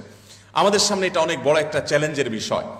এই যুগে কোনো তরুণ 5 ওয়াক্ত নামাজ পড়ছে, অথবা সে মাশাআল্লাহ লম্বা দাড়ি রেখেছে, কোনো তরুণী হিজাব করেন অথবা 5 ওয়াক্ত নামাজ পড়েন, এই জিনিসগুলো যত গুরুত্বপূর্ণ, তার চরিত্রকে কোনো প্রকার কালিমা কলুষ থেকে, হারাম রিলেশন থেকে মুক্ত রাখাটা কোনো কোনো ক্ষেত্রে এগুলোর চাইতে বেশি গুরুত্বপূর্ণ হয়ে ওঠে। মুহাম্মদ সাল্লাল্লাহু আলাইহি সাল্লাম এই আহ্বানটা আপনাদেরকে, আমাদেরকে, তরুণদেরকে করে গেছেন। আপনি যদি কোরআনে কারিমের সূরা ইউসুফ খোলেন, কোরআনের সবচেয়ে দীর্ঘতম সূরাগুলোর মধ্যে থেকে একটা, আপনি এই শিক্ষা পাবেন। ইউসুফ আলাইহিস সালাম তার জীবনে একটি হারাম রিলেশনের অফার এসেছিল, তিনি সেটাকে কিভাবে মোকাবেলা করেছেন, কিভাবে সেটাকে ডিনাই করেছেন, ডিনাই করার ফলে তার উপরে কি কি নির্যাতনের স্টিম রোলার নেমে এসেছে, তাকে বন্দিত্ব বরণ করতে হয়েছে, দীর্ঘদিন জেল জীবনে কাটাতে হয়েছে, এরপরে তিনি তার চরিত্র বিসর্জন দিতে প্রস্তুত হন নাই। কোরআন কারীমে আল্লাহ তাআলা সেই ঘটনা উল্লেখ করেছেন আমাদের তারুণ্যের চরিত্রকে হেফাজত করবার জন্য। দেখুন, মুসলিম তরুণদের সবচাইতে বড় অস্ত্র বলতে পারি, সবচাইতে বড় সংগ্রামের জায়গা বলতে পারি, যদি মুসলিম তরুণ তার তারুণ্যকে হারাম এবং অবৈধ রিলেশন থেকে বাঁচাতে পারে, এটাও তার সবচাইতে বড় সাফল্যের জায়গা। কেন? কারণ হলো, একজন যুবক যিনি বিশ্ব জয় করার স্বপ্ন দেখে, সে নিজের প্রবৃত্তিকে এতটুকু নিয়ন্ত্রণ করতে পারবে না, সে বিশ্ব জয় তো দূরের কথা, সে নিজেকেই তো জয় করতে পারলো না। এজন্য মুহাম্মদ সাল্লাল্লাহু আলাইহি সাল্লাম আমাদের চরিত্রকে হেফাজত করবার জন্য বিভিন্নভাবে উৎসাহিত করে বলেছেন। তিনি বলেছেন, মাইয়াযমান লি মা বাইনা লিহইহি ওয়া মা বাইনা রিজলাইহি আদমান লাহুল জান্নাহ, তোমাদের মধ্যে কেউ যদি তার মুখের এবং তার সম্ভ্রমের, লজ্জাস্থানের, ইজ্জতের হেফাজত করবার দায়িত্ব নেয়, যে তার এই দুটি বিষয়কে সে নিয়ন্ত্রণ করবে, আল্লাহর অবাধ্যতার পথে সে পরিচালিত করবে না, এই গ্যারান্টি যদি কেউ দিতে পারে, এই দায়িত্ব যদি কেউ নিজের বেলা নিজে নিতে পারে, এবং এই চ্যালেঞ্জ নিয়ে যদি কেউ চ্যালেঞ্জে জয়ী হতে পারে, নবীজি বলেছেন, আমি তার জান্নাতের গ্যারান্টি দিলাম, আমি তার জান্নাতের দায়িত্ব নিলাম, যদি সে তার নিজের এই চরিত্রকে হেফাজত করবার দায়িত্ব নেয়। প্রিয় ভাইরা, পশ্চিমা যে কালচার বা সংস্কৃতি, এটা আমাদের দেশকে এমনভাবে গ্রাস করে ফেলেছে যে আজকাল এই সমস্ত কালচারগুলো আমাদের কাছে এতটাই ডালভাত হয়ে গেছে যে আজ থেকে 2 দশক 3 দশক আগে আমাদের দেশে প্রথম বিয়ে করার পর নতুন স্বামী স্ত্রী নিজেদের স্বামী স্ত্রী হিসাবে পরিচয় দিতে যতটুকু হেজিটেশন ফিল করত, লাজুকতা অনুভব করত, এখন নিজের জেনার সঙ্গী, হারাম রিলেশনের সঙ্গী, একজন ব্যভিচার কর্মের সঙ্গীকে পরিচয় দিতে এতটুকু কোনটা এখন তরুণরা বোধ করে না। আমরা সেরকম একটা সমাজ বাস্তবতা এখন আছি।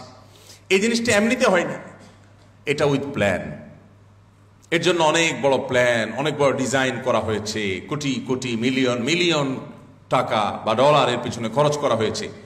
মুসলিম তরুণদের যে ধার, মুসলিম তরুণদের যে ঝাঁজ, মুসলিম তরুণদের যে শক্তি, মুসলিম তরুণদের যে উচ্ছলতা, সেটাকে ধ্বংস করে ভোঁতা করে দেওয়ার জন্য। আপনি মুসলমান, আপনি আপনার তারুণ্যকে, যৌবনকে যদি হারাম রিলেশন থেকে বাঁচাবার সংগ্রামে জয়ী হন, সবাই হারাম রিলেশনের সাথে জড়িয়ে থাকলেও আপনি থাকেন না, আপনি নিজেকে বাঁচিয়ে রেখেছেন, তাহলে আপনি সবচেয়ে আদর্শবাদী মুসলমানদের একজন, সবচেয়ে আদর্শবাদী মুসলমানদের একজন। প্রিয় ভাইরা আমার, এই চ্যালেঞ্জটা, এটা আমাদের মোকাবেলা করা শিখতে হবে। আমি একটি কথা বিনয়ের সাথে আপনাদেরকে বলতে চাই। আপনারা বিশ্ববিদ্যালয়ের শিক্ষার্থী, আমার শ্রদ্ধেয় শিক্ষকবৃন্দ এখানে আছেন অনেকেই। আমি বলতে চাই, পশ্চিমাদের কাছ থেকে আমাদের নেওয়ার অনেক কিছু আছে। পশ্চিমাদের কাছ থেকে আমরা জ্ঞানে, বিজ্ঞানে, তথ্য প্রযুক্তিতে, অবকাঠামোতে, উন্নয়নে, প্রশিক্ষণে, অনেক কিছুতে আমরা পিছিয়ে আছি। ডেফিনেটলি এই সমস্ত বিষয়গুলো তাদের কাছ থেকে আমাদের নেওয়ার আছে, সো আমরা সেগুলো তাদের কাছ থেকে নেব। কিন্তু আমরা যদি তথ্য প্রযুক্তিতে, জ্ঞানে, বিজ্ঞানে তাদের চাইতে 100 বছর পিছিয়ে থাকি, তাহলে পারিবারিক বন্ধনে, দাম্পত্য সুখে আমরা তাদের চাইতে 200 বছর এগিয়ে আছি। আপনি পৃথিবীর সমস্ত উন্নত দেশে একটু চোখ মেললেই দেখতে পাবেন যে আমাদের এখানে, আমি শুধু মুসলমানদের কথা বলছি না, আমি আমাদের সাবকন্টিনেন্টের কথা, আরো স্পেসিফিক করে আমাদের বাংলাদেশের কথা যদি বলি, তো আমাদের এই অঞ্চলে আপনি মুসলমান, হিন্দু, খ্রিস্টান, বৌদ্ধ, আমাদের এখানে সামাজিক যে সংস্কৃতি, আমাদের যে সামাজিক সৌন্দর্য, এই সামাজিক সংস্কৃতিতে আপনি দেখবেন স্বামী স্ত্রী পরস্পরকে যতটা ভালোবাসেন, স্বামী স্ত্রীর মধ্যে বোঝাপড়া যতটা ভালো, উন্নত দেশগুলোতে এটা কল্পনাও করা যায় না। আমি মাসখানেক আগে একটি উন্নত দেশে একজন বাংলাদেশি, যিনি বুয়েটিয়ান, ফজর নামাজ পড়ে তার বাসার সামনে গেলাম, তো পাশে একজন বৃদ্ধ মানুষ, যিনি খ্রিস্টান, ওই দেশের নাগরিক। তো তার সাথে পরিচয় হলো, আমাদের বাংলাদেশি সেই ভাইয়ের নেইবর, তার প্রতিবেশী, আমাকে পরিচয় করায় দিলেন। তো লোকটা দেখলাম ভোরবেলা একটা মাইক্রোবাসে করে আসলেন, নামলেন, গায়ে ধুলো ময়লা। আমি জিজ্ঞেস করলাম, এত ভোরে? আমরা ফজর পড়ে আসলাম, আর উনি এই টাইমে আসেন কোত্থেকে? বললেন যে সে কোনো কাজ থেকে আসছে, কাজে গেছে, রাজমিস্ত্রি টাইপ কোনো কাজ টাজ করে। তো আমাকে ওই ভদ্রলোক, বাংলাদেশি ভদ্রলোক বললেন যে আমার পাশে এই ভদ্রলোক আছে, আজকে এই বাসায় তিনি 20 বছর বসবাস করেন, তার কোনো ফ্যামিলি মেম্বার নাই, তিনি একা থাকেন, বয়স 65-70 এরকম কাছাকাছি হবে।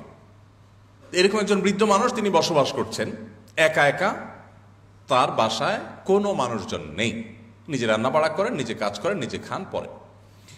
তো আমাকে ওই বাংলাদেশি ভাই বললেন যে এই যে লোকটা একাকী থাকে, তার বাসায় একটা রাইফেল আছে, লাইসেন্সওয়ালা, আমি সবসময় ভয়ে থাকি কখন সে আত্মহত্যা করে, এবং তাকে আমি প্রায় সময় পাহারা দিই এবং তাকে বলি, খবরদার, তুমি কিন্তু একজন খ্রিস্টান, তুমি গডে বিশ্বাস করো, সো তুমি কিন্তু আত্মহত্যা করতে পারো না, ইত্যাদি আমি তাকে সবসময় বোঝানোর চেষ্টা করি। উনি হয়ে জিজ্ঞেস করলাম, আচ্ছা লোকটার ফ্যামিলি কোনো সদস্য নাই, একা একা, বুড়ো মানুষ, 20 বছর এখানে এভাবে, এটা কিভাবে সম্ভব? আমাদের বাংলাদেশে এটা তো কল্পনাও করা যাবে না। মুসলমান তো বটেই, হিন্দু, খ্রিস্টান, বৌদ্ধ, বাংলাদেশে আমরা যারাই বসবাস করি, আমাদের এখানকার কালচার এটা তো কল্পনাও করা যায় না যে একজন বৃদ্ধ মানুষ একা একা 20 বছর একটা করে কাটায়, এবং 60-65-70 বছর বয়সে রাজমিস্ত্রি কাজ করে এসে ভোরবেলা এসে সে রান্না বাড়া করে তারপর খাওয়া দাওয়া করবে, এটা তো আমরা চিন্তাও করতে পারি না। বলেন তো কাহিনী কি? তখন আমাকে সে ভদ্রলোক বললেন যে তারা তো আসলে পরিবার ব্যবস্থাপনা তাদের এমনটাই ভেঙে পড়েছে যে কেউ কারোর সাথে থাকবে, এটা তাদের জন্য অলমোস্ট অসম্ভবের মতো। কেন আরেকজনের সাথে থাকবে? সে স্বাধীন, বিয়ে করবে, বিয়ে করলে সে ফেঁসে যাবে, কারণ যদি বিচ্ছেদ হয়, বিয়ে যদি 3 বছর লাস্টিং হয়, বিচ্ছেদ হয়ে গেলে, এটা প্রায় বেশিরভাগ উন্নত দেশেরই আইন একরকমই, যে সম্পদের অর্ধেক তাকে দিয়ে দিতে হবে। তো বাবা এত কষ্ট করে তার সম্পদের অর্ধেক দিয়ে লাভ কি? আর বোঝাপড়া তো কারোর সাথে কারোর বোঝাপড়া নেই, এত বেশি স্বাধীন তারা যে স্ত্রীরও কয়েকটা করে বয়ফ্রেন্ড আছে, আর ওই পুরুষ লোকটারও কয়েকটা করে, স্ত্রীরও কয়েকটা করে বয়ফ্রেন্ড আছে, আর স্বামী লোকটারও কয়েকটা করে গার্লফ্রেন্ড আছে, কিচ্ছু বলার নাই, স্বাধীন। দেখুন, গোটা পৃথিবী আপনাকে বলবে তুমি একজনের সাথে রিলেশনে আছো, বৈবাহিক সম্পর্ক হোক আর হারাম সম্পর্ক হোক, একজনের সাথে তুমি সম্পর্কে আছো, এই অবস্থায় তুমি আরেকজনের সাথে সম্পর্ক করতে পারো না। সব সমাজ এটাকে খারাপভাবে দেখে। কেন খারাপভাবে দেখে পড়ে? কি যুক্তি আছে? একজন মানুষ তো স্বাধীন, তিনি কারোর সাথে রিলেশনে আছেন, স্বামী বা স্ত্রী, অথবা অবৈধ বিবাহ বহির্ভূত সম্পর্ক আছে, একই সময়ে তিনি অন্য আরেকজনের সাথে যদি সম্পর্ক রাখেন তলে তলে, এটাকে পৃথিবীর সব সমাজ খারাপ মনে করে, অপরাধ মনে করে। কেন? কারণ মনে করা হয় যে তাহলে জীবন সঙ্গী বা যার সাথে এখন তিনি আছেন তার সে সঙ্গী বা সঙ্গিনীর সাথে প্রতারণা করা হয়, এই জন্য, তাই না? ইসলাম এর চাইতে আরো এক কাঠি এগিয়ে। কিভাবে? ইসলাম বলে তোমার জীবনে যে জীবন সঙ্গী বা সঙ্গিনী আসবেন, কাউকে আল্লাহ তোমার জন্য লিখে রেখেছেন, তোমার তাকদিরে আছে, তিনি যেই হন না কেন, তার জন্য তোমার পুরা যৌবনকে, প্রতিটা দিন, প্রতিটা রাত, প্রতিটি ঘন্টা, তোমার প্রতিটি সেশনকে পাহারা দিয়ে দিয়ে তার জন্য তুমি তোমার নিজেকে সেভ করতে হবে। যদি না করো তাহলে তোমার জীবনে অনাগত জীবন সঙ্গী বা সঙ্গিনীর সাথে তুমি প্রতারণা করলে, কারণ তুমি তার আগে কাউকে তথাকথিত ভালোবাসা আদান প্রদানের নাটক অভিনয় করলা, আর যথাসময়ে তোমার জীবন সঙ্গী যে আসলো, সঙ্গিনী যে আসলো, তার সাথে তুমি নাটক অভিনয় করলা, তাহলে দিন শেষে তুমি প্রতারণা করলা।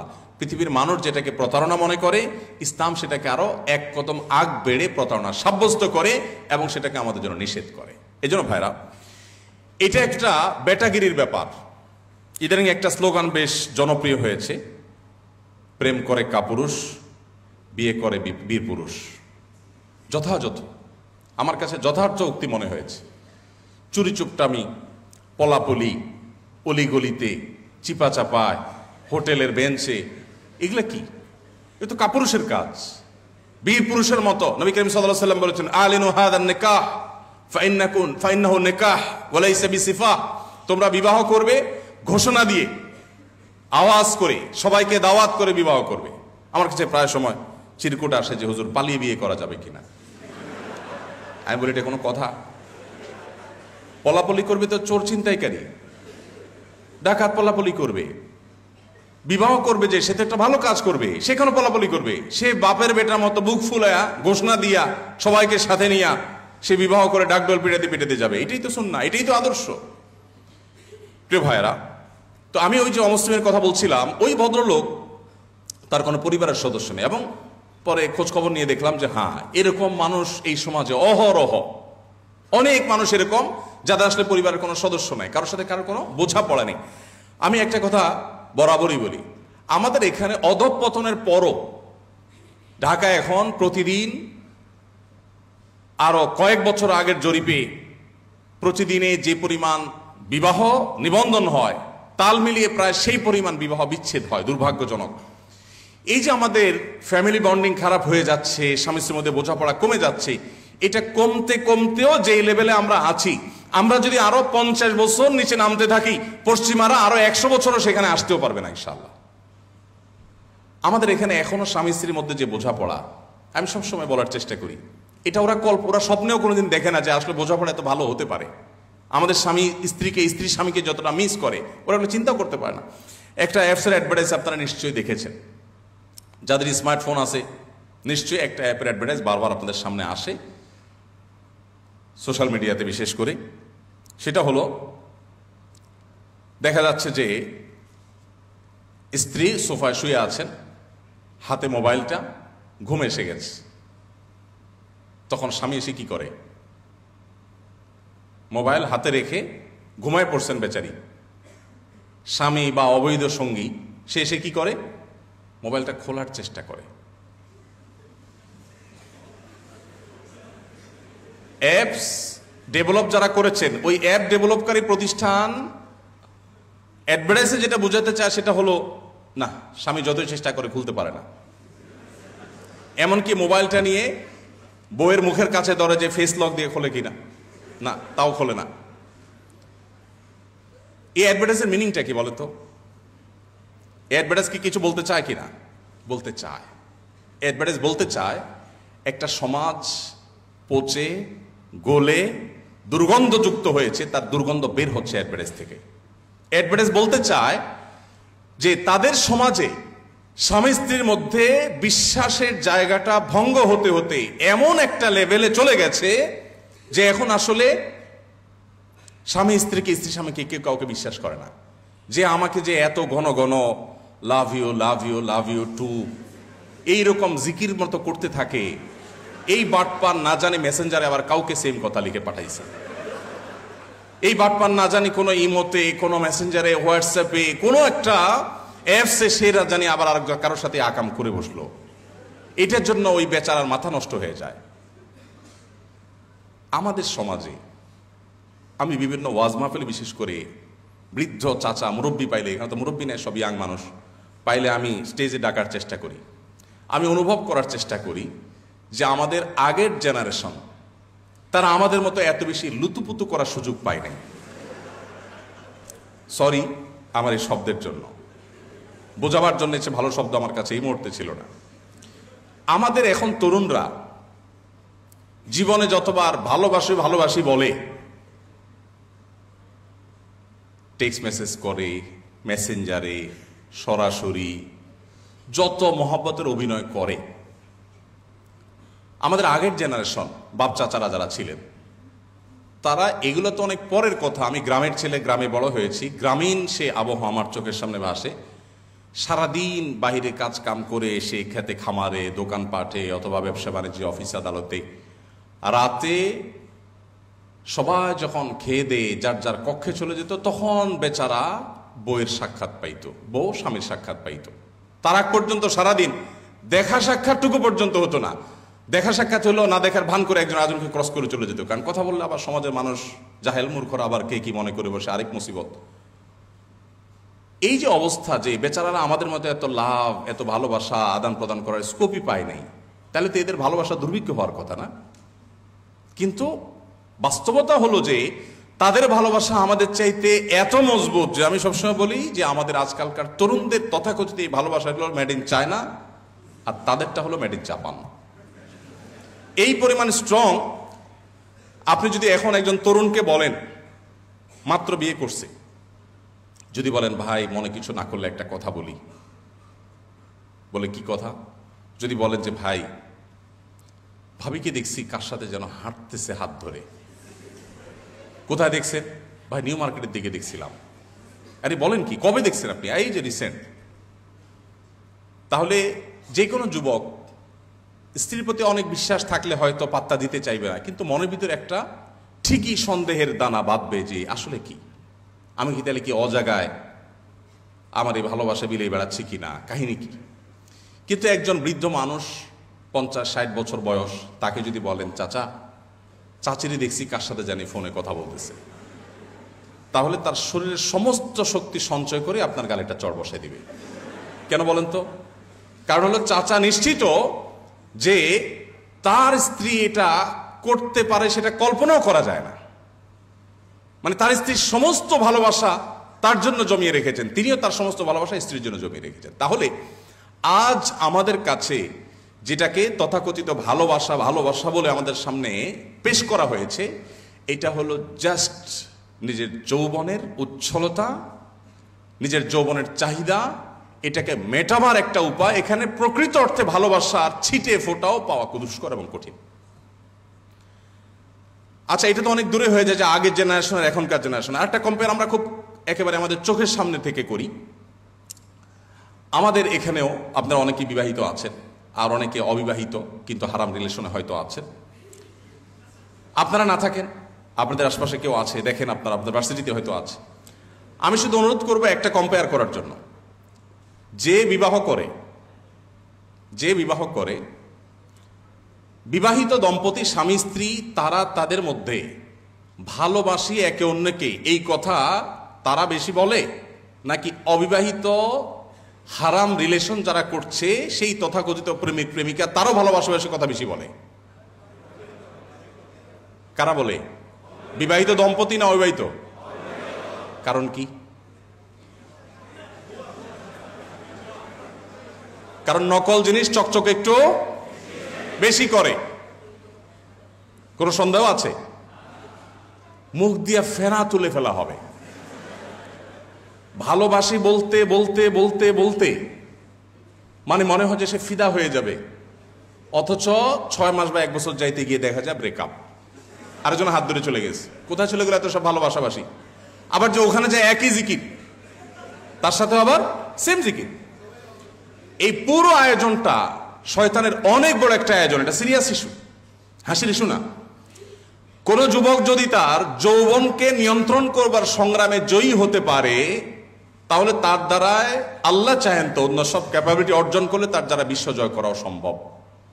আর যদি কেউ তার যৌবনের এইটুকু জিনিসকে নিয়ন্ত্রণ করতে না পারে, আমি এটাকে বলি ডায়রিয়া রোগীর সাথে কম্পেয়ার করি। আমি ডায়রিয়ার রোগী লুজ মোশন হয়, হতে হতে হতে হতে একটা পর্যায়ে সে ডায়রিক হয়ে যায়, তার আসলে নিয়ন্ত্রণ করবার ক্ষমতা আর থাকে না, সে যেখানে সেখানে তার কাপড় চোপড় খারাপ হয়ে যায়। ঠিক একই অবস্থা যারা বিবাহ পর্যন্ত অপেক্ষা করতে প্রস্তুত না, যেখানে যা দেখে সেখানে সে কাইত হয়ে যায়, সেখানে লাভ ইউ শুরু করে দেয়। আমি বলি এটা হলো ডায়রিয়ার রোগীর মতো। নিয়ন্ত্রণ হারিয়ে ফেলেছে সে, তার নিজের প্রতি কন্ট্রোল নাই। আল্লাহ রাব্বুল আলামিন আমাদেরকে এমন একটা দিন দিয়েছেন যে দিন আমাদেরকে সবসময় কন্ট্রোল করার ট্রেনিং দেয়। কন্ট্রোল, আল্লাহ বলেছেন কুল্লিল মুমিনিনা ইয়াগুদ্দু মিন আবসারিহিম ওয়া ইয়াহফাযু ফুরুজাহুম। ভার্সিটিতে পড়েন, ছাত্ররা ছাত্রীরা তাদের চোখের সামনে হারাম বহু দৃশ্য এসে পড়ে, নিজেকে নিয়ন্ত্রণ করা কঠিন হয়ে যায়। আল্লাহ বলেছেন হে ঈমানদার, নারী এবং পুরুষ আলাদা আলাদা অ্যাড্রেস করে আল্লাহ বলেছেন। প্রথম পুরুষদেরকে বলেছেন, এরপর নারীদেরকে বলেছেন তোমরা তোমাদের দৃষ্টিকে সংযত রাখবে, অবনত করবে, কন্ট্রোল করবে। কেন? কারণ তুমি যদি কন্ট্রোল না করো তাহলে তোমার মনোজগতে অস্থিরতা কাজ করবে, আর এই অস্থিরতার ফলে তোমার ভেতরের পশুত্ব, পাশবিকতা এটা জেগে উঠবে। যখন জেগে উঠবে তখন তুমি নানাবিধ অপরাধে, নানাবিধ অন্যায়, নানাবিধ গুনাহে তুমি জড়িয়ে যাবে। এই জন্য নবী করিম সাল্লাল্লাহু আলাইহি সাল্লাম তরুণদের জন্য খুবই বিশেষভাবে তাদেরকে ডেকে আলাদা করে অ্যাড্রেস করে বলেছেন ইয়া মাশারাশ শাবাব, হে তরুণ সম্প্রদায়েরা। চরিত্র হেফাজত করবার জন্য বিবাহের সক্ষমতা অর্জন করবার পর বিবাহ করে ফেলবে, তার আগে বিবাহ করার সক্ষমতা হওয়ার আগ পর্যন্ত নিজেকে কন্ট্রোল করার যেত ওয়ে হতে পারে সেগুলো অবলম্বন করবে, কিন্তু খবরদার চরিত্রকে নষ্ট করবে না। আপনারা জানেন একটি বিখ্যাত হাদিস রয়েছে, নবী সাল্লাল্লাহু আলাইহি ওয়াসাল্লাম বলেছেন 7 শ্রেণীর মানুষকে আল্লাহ তাআলা আরশের নিচে ছায়া দেন। এই 7 শ্রেণীর মানুষের মধ্যে 2টি শ্রেণী শুধু ইয়াংদের জন্য রিজার্ভ। তার একটা হলো নবী সাল্লাল্লাহু আলাইহি ওয়াসাল্লাম বলেছেন শাবুন নাশআ ফি ইবাদাতিল্লাহ, যেই যুবক তার যৌবনকে আল্লাহর ইবাদতে কাটায়, এই যুবককে আল্লাহ রাব্বুল আলামিন কিয়ামতের ভয়াবহ দিনের ভয়াবহতা থেকে সেফ রাখবেন, যখন নবী রাসূলরাও পেরেশান থাকবেন। এরকম একটা দিনে যেই যুবক তার যৌবন বয়সে নামাজ কালাম পড়েছে, ভালো কাজ করেছে, নেক কাজ করেছে, আল্লাহর বাধ্যগত থেকেছে, হারাম কাজে যায় নাই, আল্লাহ তাআলা এই যুবককে পুরস্কার স্বরূপ জান্নাতে কিয়ামতের ভয়াবহতম দিনে তার আরশের নিচে বিশেষভাবে আল্লাহ তাআলা ছায়া দিবে এবং ভিআইপি প্যান্ডেলে রাখবেন। দ্বিতীয়ত হলো নবী সাল্লাল্লাহু আলাইহি ওয়াসাল্লাম বলেছেন রাজুলুন দাআতু ইমরাআতুন যাতু মানসাবিন ওয়া জামাল। কোন পুরুষকে যখন কোন নারী বা কোন নারীকে কোন পুরুষ বিপরীত দিক থেকে হতে পারে কোন হারাম অফার করেছে, রিলেশনের অফার করেছে, এবং সে যে অফার করেছে সে সম্ভ্রান্ত রূপ, গুণ, বৈশিষ্ট্য এবং তার প্রতি আকৃষ্ট হওয়ার সব কারণগুলো থাকা সত্ত্বেও তিনি সেটাকে ডিনাই করে বলেছেন ইন্নী আখাফুল্লাহ, আমি আল্লাহকে ভয় করি। নবী সাল্লাল্লাহু আলাইহি ওয়াসাল্লাম বলেছেন এতটুকু বুকের পাটায় যদি বল কারোর থাকে, এতটুকু যদি কন্ট্রোলিং পাওয়ার থাকে, এতটুকু যদি নিয়ন্ত্রণ করবার ক্ষমতা থাকে নিজের প্রতি নিজের, নবীজি বলেছেন এই ব্যক্তিকে আল্লাহ রাব্বুল আলামিন আরশের নিচে ভিআইপি প্যান্ডেলে ছায়া দান করবেন। প্রিয় ভাইরা আমার, কোরআনে কারীমের 18 নম্বর পারার প্রথম সূরা সূরা মুমিনুনের শুরুর দিকে আল্লাহ তাআলা সফল এবং সার্থক ঈমানদারদের কয়েকটি বৈশিষ্ট্য বলেছেন, বলে শেষে বলেছেন উলাইহিকামুল ওয়ারিসুন আল্লাযীনা ইয়ারিসুনাল ফিরদাউস ওয়া হুম ফিহা খালিদুন। এই বৈশিষ্ট্যের মানুষগুলো জান্নাতি হবে এবং তারা চিরকাল থাকবে। তাদের মধ্য থেকে একটা হলো ওয়াল্লাযীনা হুম লিফুরুজিহিম হাফিজুন, যারা তাদের চরিত্রকে হেফাজত করবে। আমি আমার আলোচনার শেষ প্রান্তে চলে এসেছি, নামাজের সময় হয়ে গেছে, প্রশ্নোত্তর এখনো দেওয়া হয়নি। আমি আপনাদেরকে প্রিয় নবী সাল্লাল্লাহু আলাইহি সাল্লামের একটি উদাত্ত আহ্বানের কথা স্মরণ করিয়ে দিয়ে শেষ করতে চাই। তিনি আপনাদেরকে অর্থাৎ তরুণদেরকে তাদের তারুণ্যকে সকল কলুষ, সকল নোংরামি, সকল অবৈধ সম্পর্ক থেকে বাঁচাবার জন্য তিনি আহ্বান করেছেন। আপনাদেরকে আলাদা অ্যাড্রেস করে বলে গেছেন, কারণ আমাদের এই যৌবনকে যদি আমরা হারাম পথে পরিচালিত করি, তাহলে আর যা হোক দাম্পত্য জীবনের সুখ শান্তি আল্লাহ তাআলা আমাদের জন্য হারাম করে দিবেন। আমরা সবাই বাংলা একটা প্রবাদ জানি, হারামে আরাম নাই, কিন্তু এটা আমরা বাস্তব ক্ষেত্রে খুব বেশি প্র্যাকটিস করি না। আমি আপনাদেরকে উদাত্ত আহ্বান রাখতে চাই, আল্লাহর জন্য সকল প্রকার হারাম সম্পর্ক থেকে বেরিয়ে আসার সংকল্প করবেন। যারা আল্লাহ তাআলার রহমতে সেফ আছেন, তারা নিজেদের চরিত্রকে ধরে রাখার, হেফাজত করবার, এটাকে সংরক্ষণ করবার সংগ্রামে এগিয়ে যাবেন। এবং পশ্চিমা তাদের এই দুর্বিষিদ্ধের সম্পর্কে আপনাদেরকে ওয়াকিফাল হতে হবে, সচেতন হতে হবে, সতর্ক হতে হবে, সমাজকে সতর্ক করতে হবে। এটা শুধুমাত্র আমাদের ধর্মীয় বিষয় যে তাই নয়, ধর্মীয় বিষয়ের পাশাপাশি এটা আমাদের কালচারাল ইস্যু। এটা এই মাটির, এই মানুষের, এ দেশের কালচার, সংস্কৃতি। এদেশে মানুষ বৈবাহিক সম্পর্কে বিশ্বাসী, সেটা হিন্দু হোক, সেটা মুসলিম হোক, সেটা খ্রিস্টান হোক, সেটা অন্য ধর্মাবলম্বী হোক। অতএব ভিনদেশীদের কাছ থেকে আমাদের নেওয়ার অনেক কিছু আছে, সেটা না নিয়ে আমরা তাদের কাছ থেকে বস্তা পচা সস্তায় সমস্ত সংস্কৃতি যদি নেই, তার পরিণতি কি হতে পারে? এটা ওই যে বৃদ্ধ 20 বছর যিনি ফ্যামিলি ছাড়া জীবন কাটিয়ে দিয়েছেন, এরকম শত সহস্র বৃদ্ধ আপনি দেখতে পাবেন। আপনি যদি বাইরে ট্রাভেল করে নিশ্চয়ই দেখবেন অনেক মহিলা 70, 80, 85 বছর বয়স একা একা ট্রাভেল করছে, কেউ নাই তার সাথে। পরিবার ব্যবস্থাপনা ভেঙে খান খান হয়ে গেছে, টুকরো টুকরো হয়ে গেছে। যারা বিবাহ করেছেন তারা জানেন, সারাদিন যত কষ্ট করেন, পরিশ্রম করেন, দিন শেষে আপনি বাসায় যাবেন, আপনার ফ্যামিলির কাছে যাবেন, স্ত্রী আছে, মা বাবা আছেন, ভাই বোন আছেন, সন্তান সন্ততি আছেন। এই চিত্র, এই দৃশ্যগুলো যখন চোখের সামনে ফুটে ওঠে, সারাদিনের কষ্ট মুহূর্তের মধ্যে আমরা ভুলে যেতে পারি। যারা এই পরিবার ব্যবস্থাপনার এই সুফল, এই দুনিয়ার জান্নাত, পরিবারের সুখ সমৃদ্ধি, এটা যারা পায়নি বা যারা হারিয়ে ফেলেছে, তাদের মধ্যে দেখবেন সুখের সমস্ত উপকরণ থাকা সত্ত্বেও তাদের রাস্তাগুলো আমাদের চাইতে অনেক বেশি চকচকা, অনেক বেশি ফ্রেশ, পরিবেশ অনেক বেশি সুন্দর।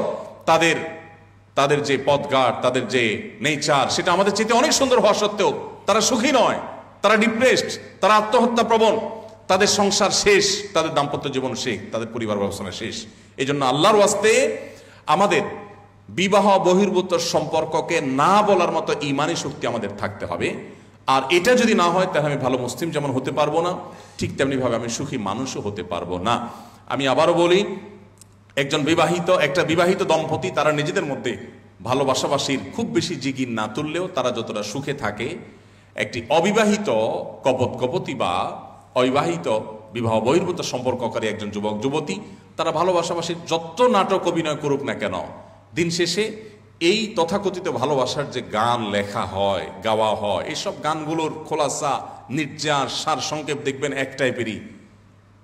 জ্বলে গেলাম, পুড়ে গেলাম, শেষ হয়ে গেলাম, বাঁচাতে পারবে না কেউ।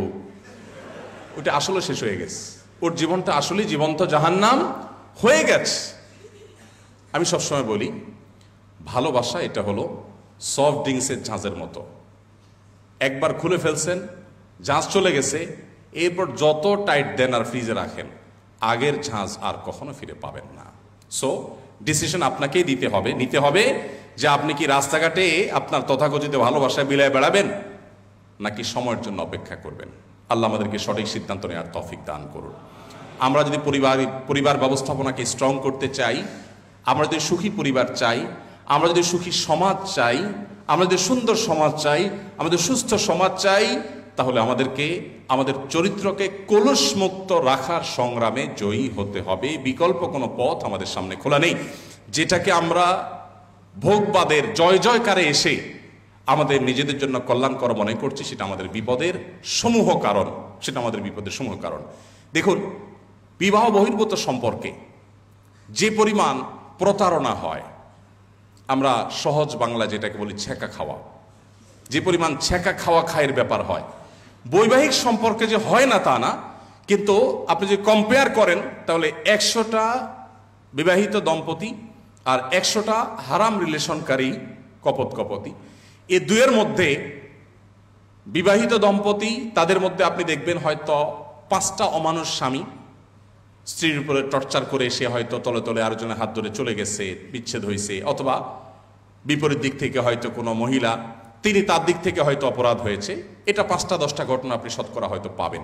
কিন্তু এর বিপরীতে ওই যেটাকে আপনারা নাম দিচ্ছেন প্রেম, আসলে প্রতারণা, আসলে ভোগবাদিতা, আসলে যৌবনের উচ্ছলতা, আসলে যৌবনের পাগলামি, ওখানে 100টা সম্পর্কের মধ্যে হয়তো আপনি 10টা সম্পর্ক দেখবেন যে খুব ভালোভাবে হয়তো টিকছে, সেটাও কয়দিন টিকবে আল্লাহ জানে, আর বাকিগুলো সব চাকা খেয়ে এদিক সেদিক চলে গেছে। এজন্য আপনার শুধুমাত্র আখিরাতের শান্তি নয়, দুনিয়ার শান্তির প্রয়োজনে আপনাকে এই কালচারের বিরুদ্ধে আপনাকে দাঁড়াতে হবে যে আমাদের সংস্কৃতি এটা না, এই সংস্কৃতির সাথে এই মাটির, এই মানুষের, এখানকার মানুষের ধর্মের কোনো কিছুর কোনো সম্পর্ক নেই। অতএব এই ভিনদেশি, এই অপসংস্কৃতির ছোবল আপনাকে শেষ করছে, তারুণ্যকে শেষ করছে। মনে রাখবেন, আমরা সেই তরুণদের উত্তরসূরি, যেই তরুণরা অর্ধ পৃথিবী জয় করেছে, তাদের পায়ের নিচে এনেছে। সে আব্দুল ইবনে ওমর, সে আব্দুল ইবনে আব্বাস, সে মুসআব ইবনে উমাইর, সেই আবু হুরায়রা, সে ওমর ফারুক রাদিয়াল্লাহু তাআলা আনহুর উত্তরাধিকারী আপনি, তাদের বংশধর আপনি। তারা বিশ্ব জয় করেছে, আপনি এখন আছেন কোথায়? কার মন জয় করার তালে? আল্লাহ তাআলা আমাদের সবার চরিত্রগুলোকে হেফাজত করার তৌফিক দান করুন। মুহাম্মদ সাল্লাল্লাহু আলাইহি সাল্লামের আদর্শ দ্বারা আমাদেরকে অনুপ্রাণিত হওয়ার তৌফিক দান করুন। মুহাম্মদ সাল্লাল্লাহু আলাইহি সাল্লামকে জানার জন্য আসলে 1 ঘন্টা 2 ঘন্টা লেকচার, বক্তব্য, আলোচনা, অনুষ্ঠান এগুলো কোনোভাবেই আসলে যথেষ্ট নয়। আমি আপনাদেরকে উদাত্ত আহ্বান রাখতে চাই, আপনি একজন স্বপ্নবাজ মানুষ হিসাবে, স্বপ্নবাজ তরুণ তরুণী হিসাবে আপনি জীবনে একটি বারের জন্য হলেও আমি আপনাকে অনুরোধ করব, মুহাম্মদ সাল্লাল্লাহু আলাইহি সাল্লামের জীবনের শুরু থেকে শেষ পর্যন্ত যে কোনো একটা সিরাত গ্রন্থ আপনি একবার হলেও পড়ুন। আমি বিশ্বাস করি আপনি মুসলমানের সন্তান হিসাবে যদি প্রিয় নবী সাল্লাল্লাহু আলাইহি সাল্লামের জীবনের শুরু থেকে শেষ পর্যন্ত একবার পড়েন, আপনার ঈমানের মিটার তরতর করে উপরে উঠতে থাকবে। আপনি ইসলামটাকে অনুভব করবেন, ইসলামের স্বাদ, তৃপ্তি অনুভব করবেন। কেন তাকে আপনি অনুসরণ করবেন, সেই কজ, সেই যৌক্তিকতা আপনি খুঁজে পাবেন প্রতিটি লাইনে, প্রতিটি পৃষ্ঠা পৃষ্ঠা। আল্লাহ তাআলা আমাদের সবাইকে সেই তৌফিক দান করুন। সিরাত গ্রন্থ অধ্যয়ন করা, নবী সাল্লাল্লাহু আলাইহি সাল্লামকে জানার চেষ্টা করার এই উদাত্ত আহ্বান রেখে আমি শেষ করছি। নামাজের সম্ভবত আজান হয়ে গেছে না? তাহলে প্রশ্ন উত্তর সেশন তো দেওয়া কঠিন হবে। আমার মনে হয় 7-8 মিনিট আছে, 5টা যদি জামাত হয়। আমরা কয়েকটা প্রশ্ন উত্তর দেই, সময় একেবারেই কম। এখানে নামাজের কি ব্যবস্থা স্যার? ব্যবস্থা আছে? কয়টা জামাত আমাদের? 5টায়? তাহলে আমার হাতে তো আছে আর 8 মিনিট, আমি 5 মিনিট হয়তো প্রশ্ন উত্তর দিতে পারবো। জি ওকে, তাহলে কয়েক মিনিট আমরা এক্সটেন্ড করি ইনশাআল্লাহ। জি ধন্যবাদ। অনেকগুলো প্রশ্ন, সবই, তবে আপনাদের কমন কিছু প্রশ্ন আছে, একেবারে টু মাচ কমন। বেশিরভাগ দেখা যায় যে যুবকদের বিয়ে শাদী সম্পর্কে প্রশ্ন। তো সেই প্রশ্ন উত্তর আমি এখানে দিয়ে কি লাভ? আমি আপনাদের ভাই হিসাবে, আপনাদের শুভাকাঙ্ক্ষী হিসাবে শুধু এটুকু বলবো, পাবলিক গ্রাউন্ডে, ওয়াজ মাহফিলে, মিডিয়াতে যেখানে আমার কথা বলার সুযোগ হয়, আমি বাপ মাদের পারলে হাতে পায়ে ধরি যে যুবকদেরকে সময় হলে বিয়ে দেন। এখন আপনার বাবার ওয়াজ এখানে আপনাদের সামনে করে কি লাভ হবে, সেগুলো আমি সেখানে করব।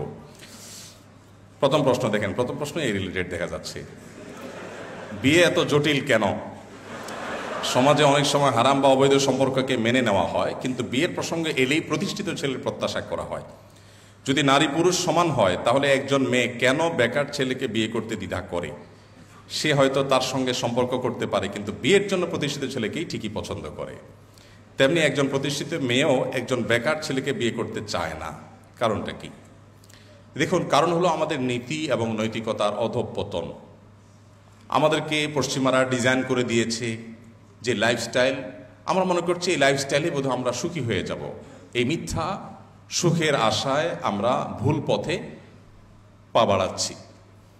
আমাদের রাষ্ট্রযন্ত্র, আমাদের সমাজ, সবগুলোই যতটা না বিবাহ বান্ধব, দিন দিন ততটা বিবাহ বহির্ভূত সম্পর্ক বান্ধব হয়ে যাচ্ছে। এটা একটা দুঃখজনক বাস্তবতা। অভিভাবকরা পর্যন্ত তারা নিজের সন্তানকে বিয়ে দেওয়ার গুরুত্ব বোঝেন না। একই বাপ মা ছেলে মেয়ে হারাম রিলেশনে থাকলে অন্যরা অভিযোগ করলেও, নালিশ করলেও বলে এই বয়সে একটু আধটু করে। এই যে অধঃপতন, এই অধঃপতন হয়েছে পশ্চিমা সংস্কৃতির যে প্রভাব, সে প্রভাবে একজন যুবক, একজন যুবতী, তারা নিজেদের মধ্যে যদি হারাম রিলেশনে যেতে চায়, তাহলে বাবা মার উপর ফরজ দায়িত্ব হয় যে যদি একেবারে অজাগায়, অপাত্রে না হয়, মোটামুটি সামঞ্জস্য উভয় ফ্যামিলির মধ্যে যদি থাকে, তাহলে সেক্ষেত্রে তাদের অন্তত আগদোটার ব্যবস্থা করে দেওয়া। বিবাহ মানে একেবারে পরিপূর্ণ দুজন দুজনের দায়িত্বভার গ্রহণ করা, যেটাকে আমরা আমাদের আঞ্চলিক ভাষায় আমরা বলি তুলে নেওয়া, উঠায় নেওয়া, এই নিয়মতান্ত্রিক যে আয়োজন, সেটাকে যাবত না ছেলে চাকরি করছে, নিজের পায়ে দাঁড়াচ্ছে, উপার্জনক্ষম হচ্ছে, তাবৎ সেটাকে অপেক্ষায় রেখে শুধুমাত্র আগদ, দুজন সাক্ষীর উপস্থিতিতে আগদ অনুষ্ঠানটা হয়ে যেতে পারে। দেখুন দুইটার মধ্যে পার্থক্য কি।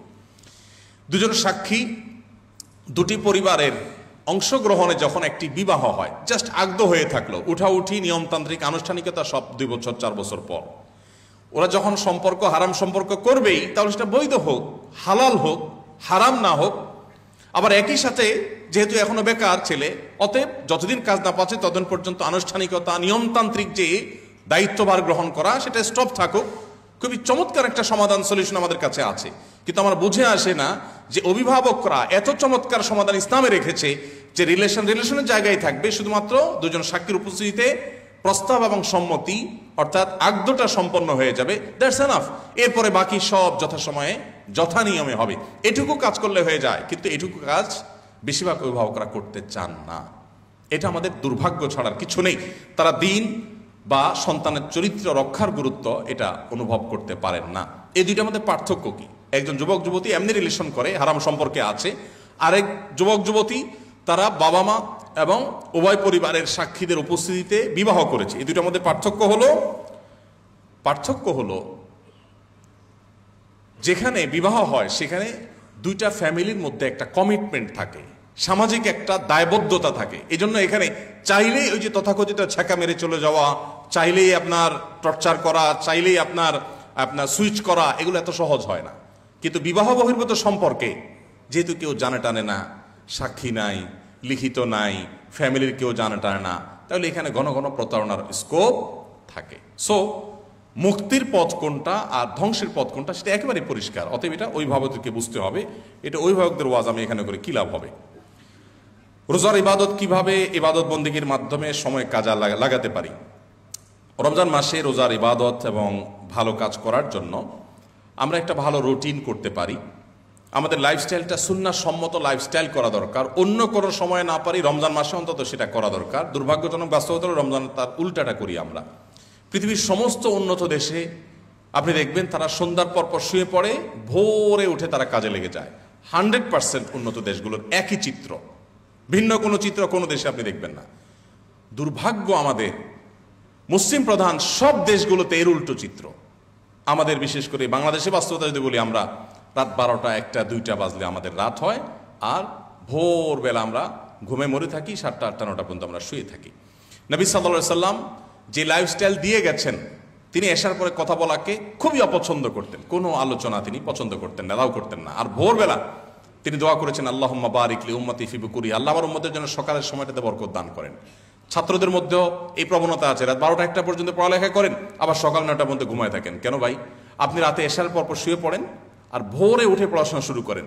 6-7 ঘন্টা ঘুমানোর পর আপনার যে রিফ্রেশমেন্ট হবে, সেখানে অল্প 1-2 ঘন্টা পড়লে যে পরিমাণ বরকত হবে, সারাদিনে হ্যাসেল নেওয়ার পর রাতে 4 ঘন্টা পড়ে আপনি সে বরকত পাবেন না। তো এই জন্য রমজান মাসে আমাদের ইবাদত বন্দেগীর মধ্যে বরকত এবং কল্যাণ আনার জন্য আমাদের লাইফস্টাইলের ভিতরে চেঞ্জ হওয়া দরকার। রাতে তাড়াতাড়ি শোয়া, সকালে তাড়াতাড়ি উঠে যাওয়া, এবং সুন্নাহ লাইফস্টাইল যেটা অমুসলিমদের মধ্যে আছে, আমাদের মধ্যে নাই, দুর্ভাগ্যজনক। আমাদের নবীর দেওয়া আদর্শ সামহাও তাদের মধ্যে আছে, জেনে হোক না জেনে হোক তারা সেটা করছে। এটা আমাদের দূর করা দরকার, একটা রুটিন করে ফেলা দরকার। আসুন্নাহ ফাউন্ডেশন থেকে আমরা রমাদান প্ল্যানার একটা করেছি, এটা আপনাদের কালেকশনে থাকতে পারে। আজকে আমি কিছু নিয়ে আসছি পুরস্কার দেওয়ার জন্য, আমার হাতে সময় নাই, নাহলে আমরা একটু প্রশ্নোত্তর সেশন করে একটা পুরস্কার দিতে পারতাম। তো এটা পরবর্তীতে কখনো ইনশাআল্লাহ আমরা দেবো, আল্লাহ চাহেন তো। এই প্ল্যানার আপনাকে কিছুটা রমাদানের ইবাদত বন্দেগী ভালোভাবে প্ল্যান ওয়াইজ করতে আপনাকে হেল্প করবে ইনশাআল্লাহ। মা বাবার সাথে ব্যবহার, আচার আচরণ অনেক সময় রাগের মাথায় খারাপ হয়ে যায়। নিজেকে কিভাবে সংযত রাখা যায়? দেখুন, ইসলামের সমস্ত আয়োজনই হলো সংযত রাখা, সমস্ত আয়োজনই হলো সংযত রাখা। আল্লাহ কোরআনে বলেছেন, আল কাযিমিনাল গাইজ, যারা রাগকে সংবরণ করে তাদেরকে আল্লাহ তাআলা মুত্তাকিদের কাতারে শামিল করেছেন। তাদের জন্য আল্লাহ তাআলা অনেক পুরস্কারের কথা বলেছেন। আল্লাহ বলেছেন, ইন্নামা ইয়াওফাস সাবিরুনা আজরাহুম বিগাইরি হিসাব, যারা ধৈর্য ধারণ করতে পারবে, মেজাজটা অনেক গরম হয়ে গেছে তারপরে সে সবর করতে পারছে, আল্লাহ তাআলা বলেছেন ব্ল্যাঙ্ক চেক দিয়ে তাকে বিনিময় দেওয়া হবে। ইয়াওফা আজরাহুম বিগাইরি হিসাব, হিসাব ছাড়া দেওয়া হবে কিয়ামতের ময়দানে। তো ইসলাম আমাদেরকে সবসময় কন্ট্রোলের কথা বলে। আমরা যে যত বেশি আত্মনিয়ন্ত্রণ করতে পারবো, আল্লাহ বলেছেন, ওয়া আম্মা মান খাফা মাকামা রাব্বিহি ওয়া নাহান নাফসা আনিল হাওয়া ফাইনাল জান্নাতা হিয়াল মাওয়া, যে ব্যক্তি আল্লাহর সামনে দাঁড়াতে হবে এই ভয় থেকে, এই চেতনা থেকে আত্মনিয়ন্ত্রণ করে, নিজেকে নিয়ন্ত্রণ করে, যে একটা জায়গায় মেজাজ গরম হলে আর একজনের সাথে আমি ব্যবহার খারাপ করলাম, তার গায়ে হাত তুলে বসলাম, মুখ খারাপ করে বসলাম, না, আমি নিজেকে নিয়ন্ত্রণ করলাম। এটা করতে পারে জান্নাত তার জন্যই। অতএব বাপ মার সামনে মেজাজ হারিয়ে ফেললে, মাথা গরম হলে আপনার নিজেকে আত্মনিয়ন্ত্রণ করার অভ্যাস গড়ে তুলব, বিকজ আপনি মুসলমান এবং এটার জন্য আপনি পুরস্কার পাবেন। আর মেজাজ হারিয়ে কিছু করে ফেলেছেন, তাহলে আপনি আপনার পুরস্কার হারিয়ে ফেলেছেন। এই এক্সারসাইজে আমাদেরকে এগিয়ে যেতে হবে। এই যে রমজান মাসে আমরা রোজা রাখবো, সামনে রমজান মাস আসছে, রমজান মাসের পুরো আয়োজনটাই কিন্তু নিয়ন্ত্রণের ট্রেনিং। সম শব্দের অর্থ, আমরা যেটাকে রোজা বলি, কোরআন হাদিসের ভাষা হলো সম বা সিয়াম। সম বা সিয়াম শব্দের অর্থই হলো কি? বিরত থাকা। বিরত থাকার ট্রেনিং নেওয়া। আমরা সূর্য ডুবার আর 5 মিনিট বাকি আছে, রকমারি খাবারের পসরা সাজিয়েছি, আমরা চাইলেই হাত বাড়িয়ে খেতে পারি, পান করতে পারি, পিপাসাও আছে, ক্ষুধাও আছে, সামনে খাবারও আছে, বাট আমরা খাচ্ছি না কেন? আল্লাহর নির্দেশ নেই, সেজন্য অপেক্ষা করছি। এই যে নিজেকে নিয়ন্ত্রণ করছি, দিনের বেলা আমার পানাহার এর প্রয়োজন হয়েছে, খাবারও আছে, পানীয় আছে, কেউ দেখছে না, সিসি ক্যামেরা নেই, একা রুমে আছি, চাইলেই খাইতে পারি, তারপর আমরা খাচ্ছি না কেন? কারণ আল্লাহ তাআলা আমাকে মনিটর করছেন, আল্লাহ দেখছেন, আমি জানি তিনি নিষেধ করেছেন যে আতিম্মুস সিয়ামা ইলাল লাইল, সন্ধ্যার আগ পর্যন্ত খাওয়া যাবে না, সেজন্য আমি খাচ্ছি না। এই যে আমার স্কোপ আছে কোনো জিনিস করার এবং নিডও আছে, কিন্তু আমি করছি না কেন? আল্লাহ নিষেধ করেছেন। এই ট্রেনিংটা সারা জীবনের প্রত্যেকটা ক্ষেত্রে যদি দিতে পারি, একজন রিকশাওয়ালার সাথে বাদানুবাদ হয়েছে, মেজাজটা গরম হয়েছে, সে উল্টো পাল্টা পড়ছে, সেই রং করছে, আমি চাইলেই এখন একটা থাপ্পড় দিতে পারি, কেউ কিছু বলার নাই, বাট আমি দিচ্ছি না, নিজেকে নিয়ন্ত্রণ করছি, আল্লাহ দেখছেন, সেজন্য অসহায় মানুষ, তাকে আমি গায়ে হাত তুললাম না, মুখ খারাপ করলাম না। যে এই কাজটা করবে, সেই সিয়ামের লক্ষ্য সাধন করতে পেরেছে। সিয়াম আমাদেরকে ক্ষুণ্ণবৃত্তি এবং যৌনবৃত্তিকে নিয়ন্ত্রণ করতে শিখায়। রোজা রেখে দুটা জিনিস নিষিদ্ধ, পানাহার এবং যৌনাচার। গোটা পৃথিবীতে যত অপরাধ হয়, সমস্ত অপরাধের মৌলিক কারণ এই দুটি। আর এই দুটিকে নিয়ন্ত্রণ করার জন্য রমজান মাসে আল্লাহ তাআলা আমাদেরকে নির্দেশ করেছে, যাতে করে এক্সারসাইজ করে আমাদের অভ্যাস হয়। তো এই জন্য মা বাবা বলেন, অন্য কারোর সাথে বলেন, আমাদের নিয়ন্ত্রণহীন হয়ে যাওয়ার যে একটা ব্যাপার, এইটাকে নিয়ন্ত্রণ করবার, নিজেকে কন্ট্রোল করবার শিক্ষা ইসলাম দেয়। আপনি যদি পুরো ইসলামকে সঠিকভাবে প্র্যাকটিস করেন, আপনার জীবনে নিজেকে কন্ট্রোল করা এবং নিয়ন্ত্রণ করা আপনি এমনিতেই শিখতে পারবেন। এই জন্য রোজা আমরা রাখি, রোজা কি বলে আমরা জানি না, আমরা বুঝি না। রোজা যে আমাকে একটা বার্তা দেয়, কন্ট্রোল করার বার্তা, নিয়ন্ত্রণ করার বার্তা, ব্রেক দেওয়ার বার্তা, যে আমি যা চাই তা করতে পারি না, যা ইচ্ছা তা বলতে পারি না, আমি নিজেকে নিয়ন্ত্রণ করতে হয়। ইসলাম আমাকে সেটা বলে। সেই বার্তাটা যদি আমরা গ্রহণ করতে পারি, তাহলে আমরা সাকসেস মুসলমান হতে পারবো ইনশাআল্লাহ। রমাদানের সেই বার্তাটা আমরা গ্রহণ করতে পারলে, বাবা মা কেন, সবাই সাথে আমি নিজেকে নিয়ন্ত্রণ করে আমার আচরণ করতে পারবো, যাতে আমাকে লজ্জিত হতে হবে না, দুনিয়াতেও না, আখিরাতেও না, এবং আমি ভালো মুসলমান হতে পারবো। আল্লাহ আমাদেরকে সেই তৌফিক দান করুন। ভাইরা, আমার সময় 5 মিনিট 5টা পার হয়ে গেছে। এদিকে আবার কিছু পুরস্কার বিতরণী আছে। আমি অন্যান্য জায়গার মতো আপনাদের এখানেও মাহফিলীয় স্টাইলে শেষ করলাম, যেহেতু আমি আপনাদের একেবারে কাছে প্রতিবেশী। আমার আসুন্নাহ ফাউন্ডেশন থেকে এখানে মাত্র 2-3 মিনিট লাগে, তো খুব কাছের আমার প্রতিবেশী আপনারা, বিধায় আপনাদের অনেক প্রশ্ন আছে যেগুলোর উত্তর আমি দিতে পারলাম না। ওয়াজ মাহফিলে বক্তারা সাধারণত, অনেক বক্তারা, সব বক্তা না, অনেক বক্তারা ওয়াজ মাহফিলে সামান্য কথাবার্তা বলে এরপরে বলে, ভাই আমার তো সময় শেষ হয়ে গেছে, এবছর ওয়াজ করতে পারলাম না, আগামী বছর আপনারা দাওয়াত দিলে ইনশাল্লাহ আমার মনের কথাগুলো আমি বলবো। তো আমি সেই একই স্টাইলে শেষ করতেছি। এবার তো আপনাদের প্রশ্ন উত্তর দিতে পারলাম না, আবার আপনারা দাওয়াত দিলে ইনশাল্লাহ প্রশ্ন উত্তর দেবো। জাযাকুমুল্লাহ খায়ের।